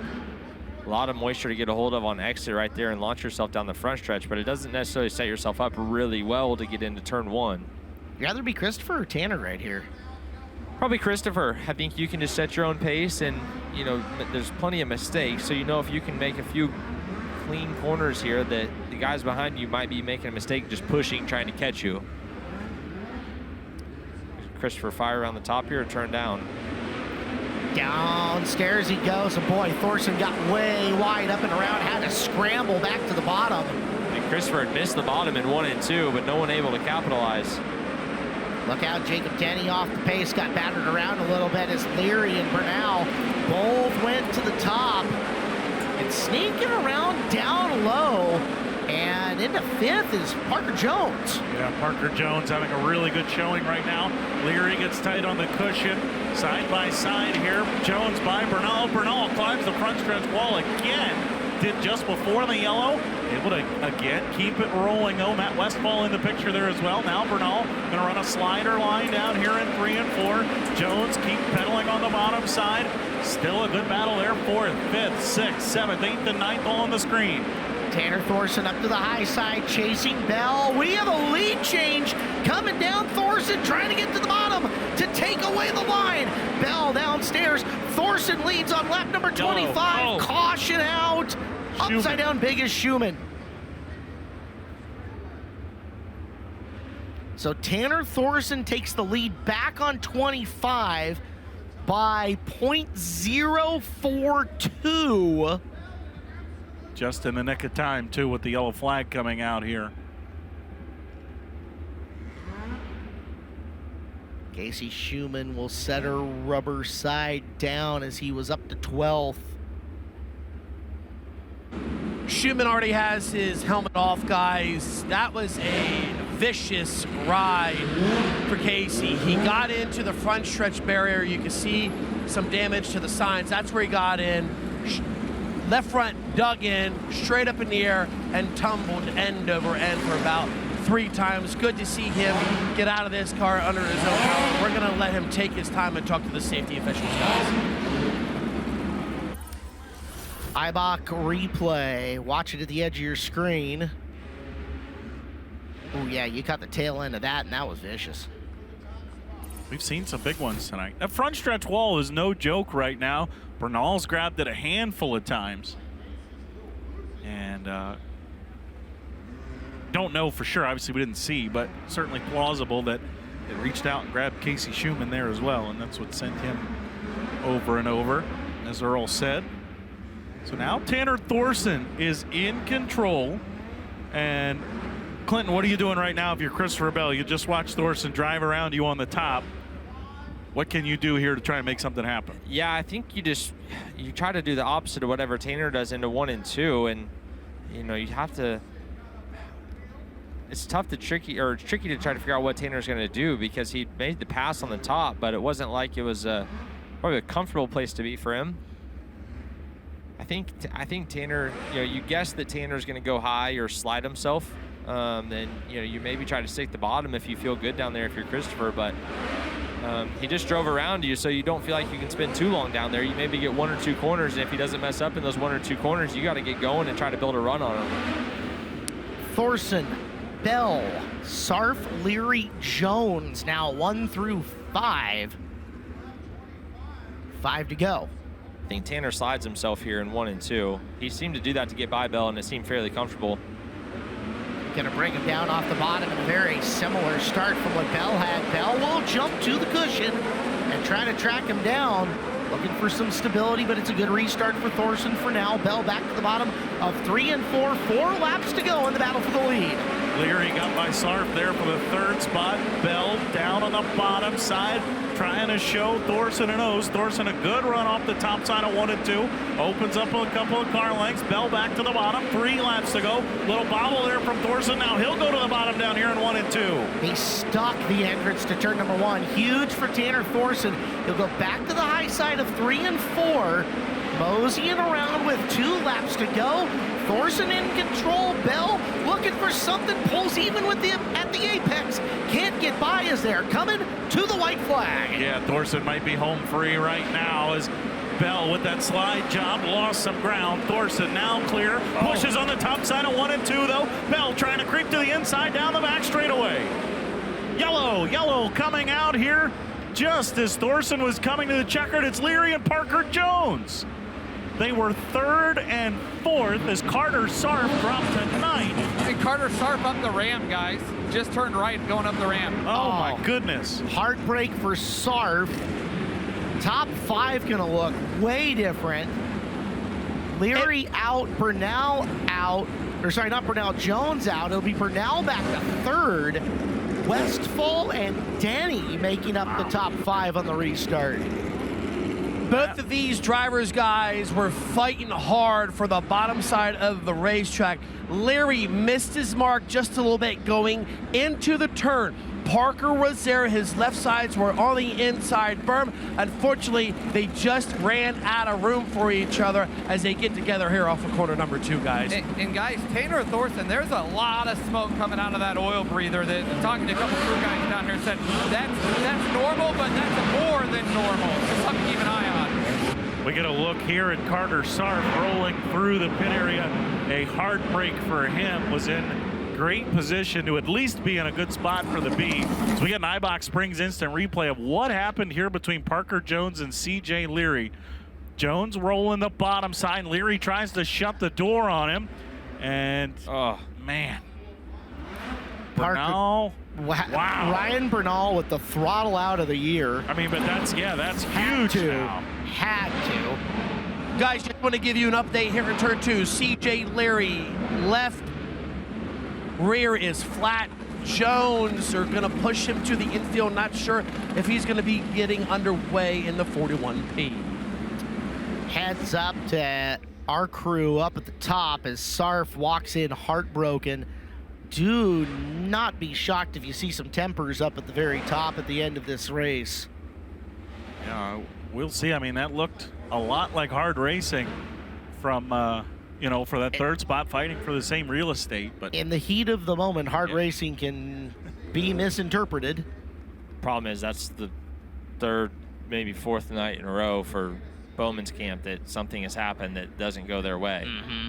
That starts to build on you. Yeah, Alex Bowman has definitely taken his fair share of lumps. You saying that this building doesn't owe anybody anything. If there's anybody right now it does owe, it's got to be Alex Bowman and his guys. So we're going to go to overtime here. Green-white checkered on the finish. We'll go to lap 31. They typically give them one try to get that done, and if it works, great, and if not, you might see green-white. Yeah, you get one shot at it, green, then white, then checkered. If that one doesn't work, you go green and white together and checkered. That's what it was announced as at the drivers' meeting this week. And there's the left rear coming off. We get a good look. I believe this is Nate's camera, Nate Hartman's camera from the inside of turn number 3. And the new one going on. Said put him down. Yeah. All right, Leary's going to have a chance to restart the back. Now we know Jones refired. So fireworks could ensue on track first. We're down to 20 cars left. Lights are out though. Oh no. All right, 2 to finish this. Thorson trying to hold off Bell now at the very end. Very similar looking restart. Green is out. Christopher's going to go up to the high side, digging for whatever he can find up there. Has a really good run on Thorson going into 3. Gets to the top. Thorson slides himself.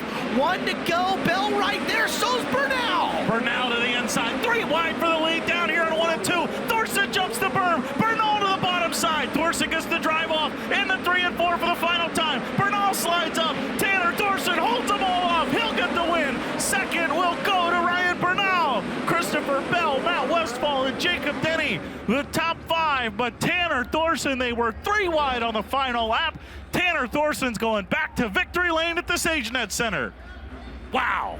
It doesn't get any better than Chili Bowl, guys. God, that's great. It does not get better than this. That was awesome. Thorson pulls it out by 0.508. 7/100ths of a second, actually 0.068 between Bernal and Bell, who now goes to the front of a B main. And Tanner Thorson's time to celebrate. He was undefeated here on Thursday night, but boy, he was pushed at the end. He earned that one 1,000%. He gives a hat tip to the Rowdies over there in turn number 2. Polish victory lap for Tanner Thorson. And an outstanding race. Looked like for a minute there Ryan Bernal might get them both, especially after Thorson kind of ate the cushion in turn number 2, but he throttled out of it and had just enough to hang on. Guys, let's give some love for 3 through 8. Bell, Matt Westfall 4, Jacob Denny 5, Frank Flood 6, Kyle Spence 7, and Shane Cottle was B-main bound on the Saturday night program in 8th. What a race. Man, that yellow, old We hear the old PSGs from our late model friends, yeah. James Essex, Dustin Jarrett, and Ben Shelton. But that one, we got a yellow at the perfect time, set up an absolute dandy of a finish. And Tanner Thorson emerges from it back to victory lane here at the Chili Bowl. I know he wants the big one on Saturday, but I'm sure this one feels really, really good. And we know he's got speed. He timed quickest for the Race of Champions, drew the invert of 4, and that put Christopher Bell on the pole. And Bell was able to walk away from there, but Thorson gets it done tonight. Congratulations to his wife, Shaylee, and father-in-law, Stevie Smith, as we go down to the house. In the mix, Mr. Ryan Bernal. What a race we saw. All right. How about it, race fans? One more time, let him hear ya. Tanner Thorson with a big dub. Buddy, you give him their money's worth tonight, son. Yeah, man, that was awesome. Hats off to Christopher. He could have probably slid me pretty hard there a couple times and, raced me clean and like I do with him as well. So hats off to him. Big shout out to Hasty Bake. This is their night. Came on board with us. Everybody that doesn't have a Hasty Bake, go get yourself one because you ain't experienced a steak yet. Man, talk about Chris getting by you early, and then on that restart, you climb back up on the wheel, took the point away, ripping off the top of 4, and then the biggest move of the race was to take the nose away and the line going into turn 1 after that. Yeah, man, the curb was so tough tonight, and it's badass it's this way, but it took me a yellow to get tuned in on my shocks. I couldn't quite get to them under green, so I was just kind of right in there and honestly hoping for a yellow. So once I got tuned in on the shocks a little bit, I was able to kind of plow the curb a lot harder. And, hats off to Willie Kane, Factory Kane Shocks, Stanton Racing Engines, Maxima Race Oils. They came on board with us for this year at Chili Bowl as well, and I can't thank them enough for all they do for us. I had to do a little Polish victory lap because I'm missing Rico right now. So see if we can do another one for him on Saturday. One hell of a run, buddy. You wowed the fans. Yeah, thank you. All right, that is Tanner Thorson, your winner on Hasty Bake Charcoal Grills, qualifying night number 4. How about this cat out of Hollister, California? So the way we do it, the house gets the winner real quick, and then we get our guys in position to go 3 to 2 to 1. So we'll get a word or two with Tanner coming up here a little bit. Earl is ready with 3rd place Christopher Bell. Earl. Rounding out the podium tonight, Christopher Bell. I know you wanted to win this thing, but still all smiles when you got out of this midget. Man, walk me through that final lap. You guys were 3 wide coming to the checkered. This place just never, ever disappoints. It's called Expo Magic, and it happens every year at the Chili Bowl. If you're watching at home, you need to get your ass here for next year. So I honestly don't even know what happened the last lap. Like, I'm trying to play that restart back, and I'm like, okay, if Tanner opens up turn 1, I'm going to take it. But then he'd been closing it off, so I tried to get momentum, and I did get momentum. And then I was hoping he was going to go up in 3, and he kind of slid across and broke my momentum. And then, Bernal snuck by on the bottom. So that was bonkers. Yeah, no doubt about it. I mean, like you mentioned it, the big story, the racetrack has been great all night. We had a long green flag run there in the first half of that race. You had a little bit of difficulty trying to get through lap cars. Was the setup just not to your liking, and do you had to adjust on it at all? I don't know. The car was doing what I needed it to do. Just need to go back and watch it. I felt like I got in a really good rhythm on the top. And then I was struggling to pass the lap cars, and I saw Tanner throw his nose in there. I'm like, okay, I'm going to try and get back down. I started feeling pretty good on the bottom, and then Tanner circled me. So I don't know, man. That race was just wild. That was awesome, and that's why everybody loves the Chili Bowl. No doubt about it. Christopher Bell, guys, is going to finish 3rd here in his prelim night. And that's why everybody loves the Chili Bowl. Cut, print, soundbite, good to go. Great race by Christopher. Doesn't work out for him with 1 lap to go, but really showed he's got some stuff to compete on Saturday night. He's got to come a little bit further back in the field than what he wanted to, but yeah, wow. Sounds like 2nd place is ready to go. To the infield we are with lock-in for Saturday night, Ryan Bernal. My pick, Ryan. How in the world did you do that? You're riding around in 5th, then fell back a little bit the last 2 laps, though, and really the last lap, I felt like in 4, you kind of missed the bottom and floated no man's land, and out of nowhere, what did you do to get that 2nd spot? I don't know. I just committed. I looked up at Shane, and he's just telling me, use my head. I mean, there's 2 laps to go, right? I think if I stuck the bottom, I win the race. But I missed the bottom. So I'm super bummed about it, but I'm so happy and so proud of this this Matt Wood team, NOS Energy Drink team, everybody involved. We're having an absolute blast this week, and I've really worked on myself in the off season to just get better, be relevant again, and I really think it's turning around. I feel like we belong here. That's obviously shown. And, you know, like I said up there, with all due respect, thank you to Joe Gibbs for letting Christopher run. You know, beating Christopher in this building is huge. That is a huge accomplishment for myself because I don't get to race him ever. So just really happy with this entire group right now, and just want to celebrate this one. Miss my wife and kids at home. I can't wait to see you guys, and I hope I made you proud. Your 4th time in the big show, your 1st time in 5 years. Does it feel kind of like a weight lift off your shoulders, especially if we look at the last 5 years? You've had some pretty bad luck in that string. Yeah, I've had some bad luck. I've had some stupid mistakes. I've had just about everything in this building, but it does feel like there's weight lifted off my shoulders. My team has been they've just been incredible all week, so it feels really, really good to back it up tonight. Ryan Bernal's in, guys. Matt Wood Racing locks in another one. Ryan Bernal, you were never irrelevant. It's just nice to see you remember who you are. Yeah. Like, that was vintage Bernal coming around the bottom at the very end. And again, 3 out of 4 for Matt Wood Racing here on the week. That's been the team so far of the Chili Bowl Nationals to talk about. Incredible finish to that race. And now Tanner Thorson, time to celebrate here on FloRacing. You're with Earl Hoon Jr. Tanner Thorson getting another prelim night again, buddy. Dude, what a hell of a race. Walk me through that final lap.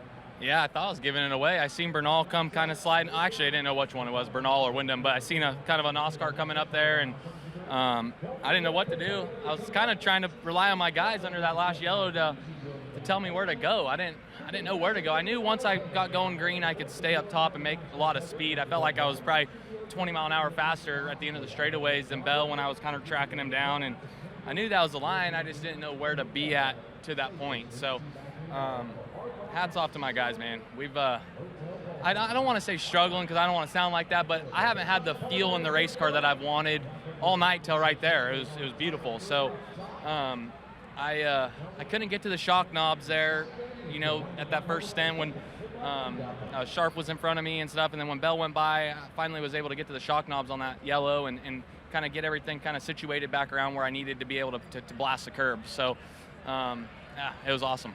Dude, you're winning. You know how these prelim nights go. You win and you're in, right?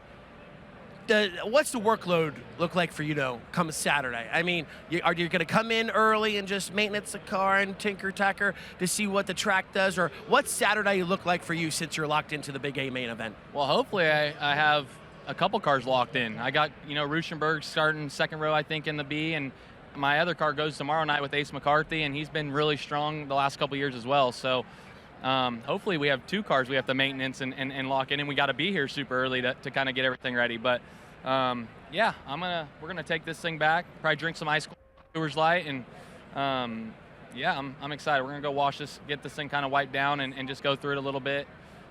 I usually do the valves, but we're on another big stage, and the motor guy's here, so we'll let him do his job. Congrats on the win. Yep, thank you guys. Tanner Thorson, guys, gets his 3rd win on a prelim night.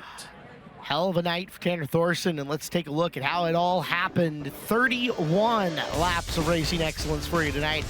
Thorson's going to jump to your early lead, but it would not take long for things to shake up within the top 5 of this, much less in the battle for the lead is Carter Sarf pushing hard early to try to run him down.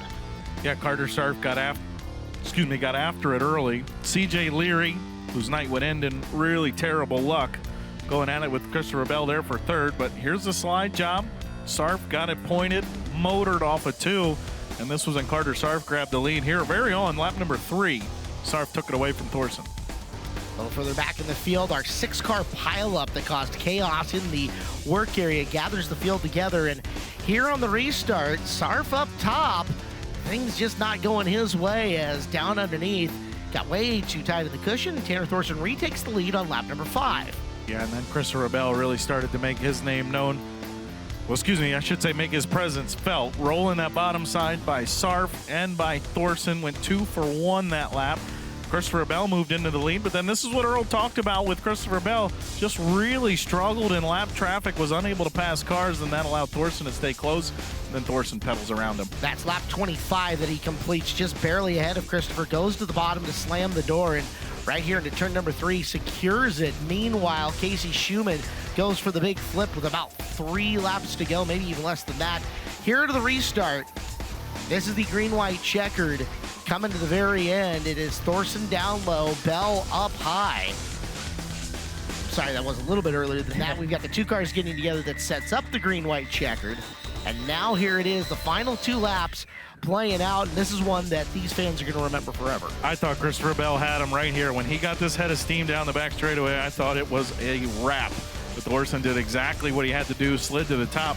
Bell just couldn't get it crossed over, and all of a sudden, Ryan Bernal's into the picture, and we are 3 wide on the last lap. Bernal noses ahead for just a heck of just a blink of an eye, but they come in through the corner. Hammering the cushion is Thorson, and he takes the win. And then Bernal by .068 grabs the final lock-in for Saturday night here on the Thursday night show. And it is party time for Tanner Thorson, as he will be somewhere up in the first 3 rows of Saturday night's A main event. A pole shuffle coming up for him, a pole shuffle coming up for Ryan Bernal, and a whole heck of a lot of work to do for everybody else to try to make this field.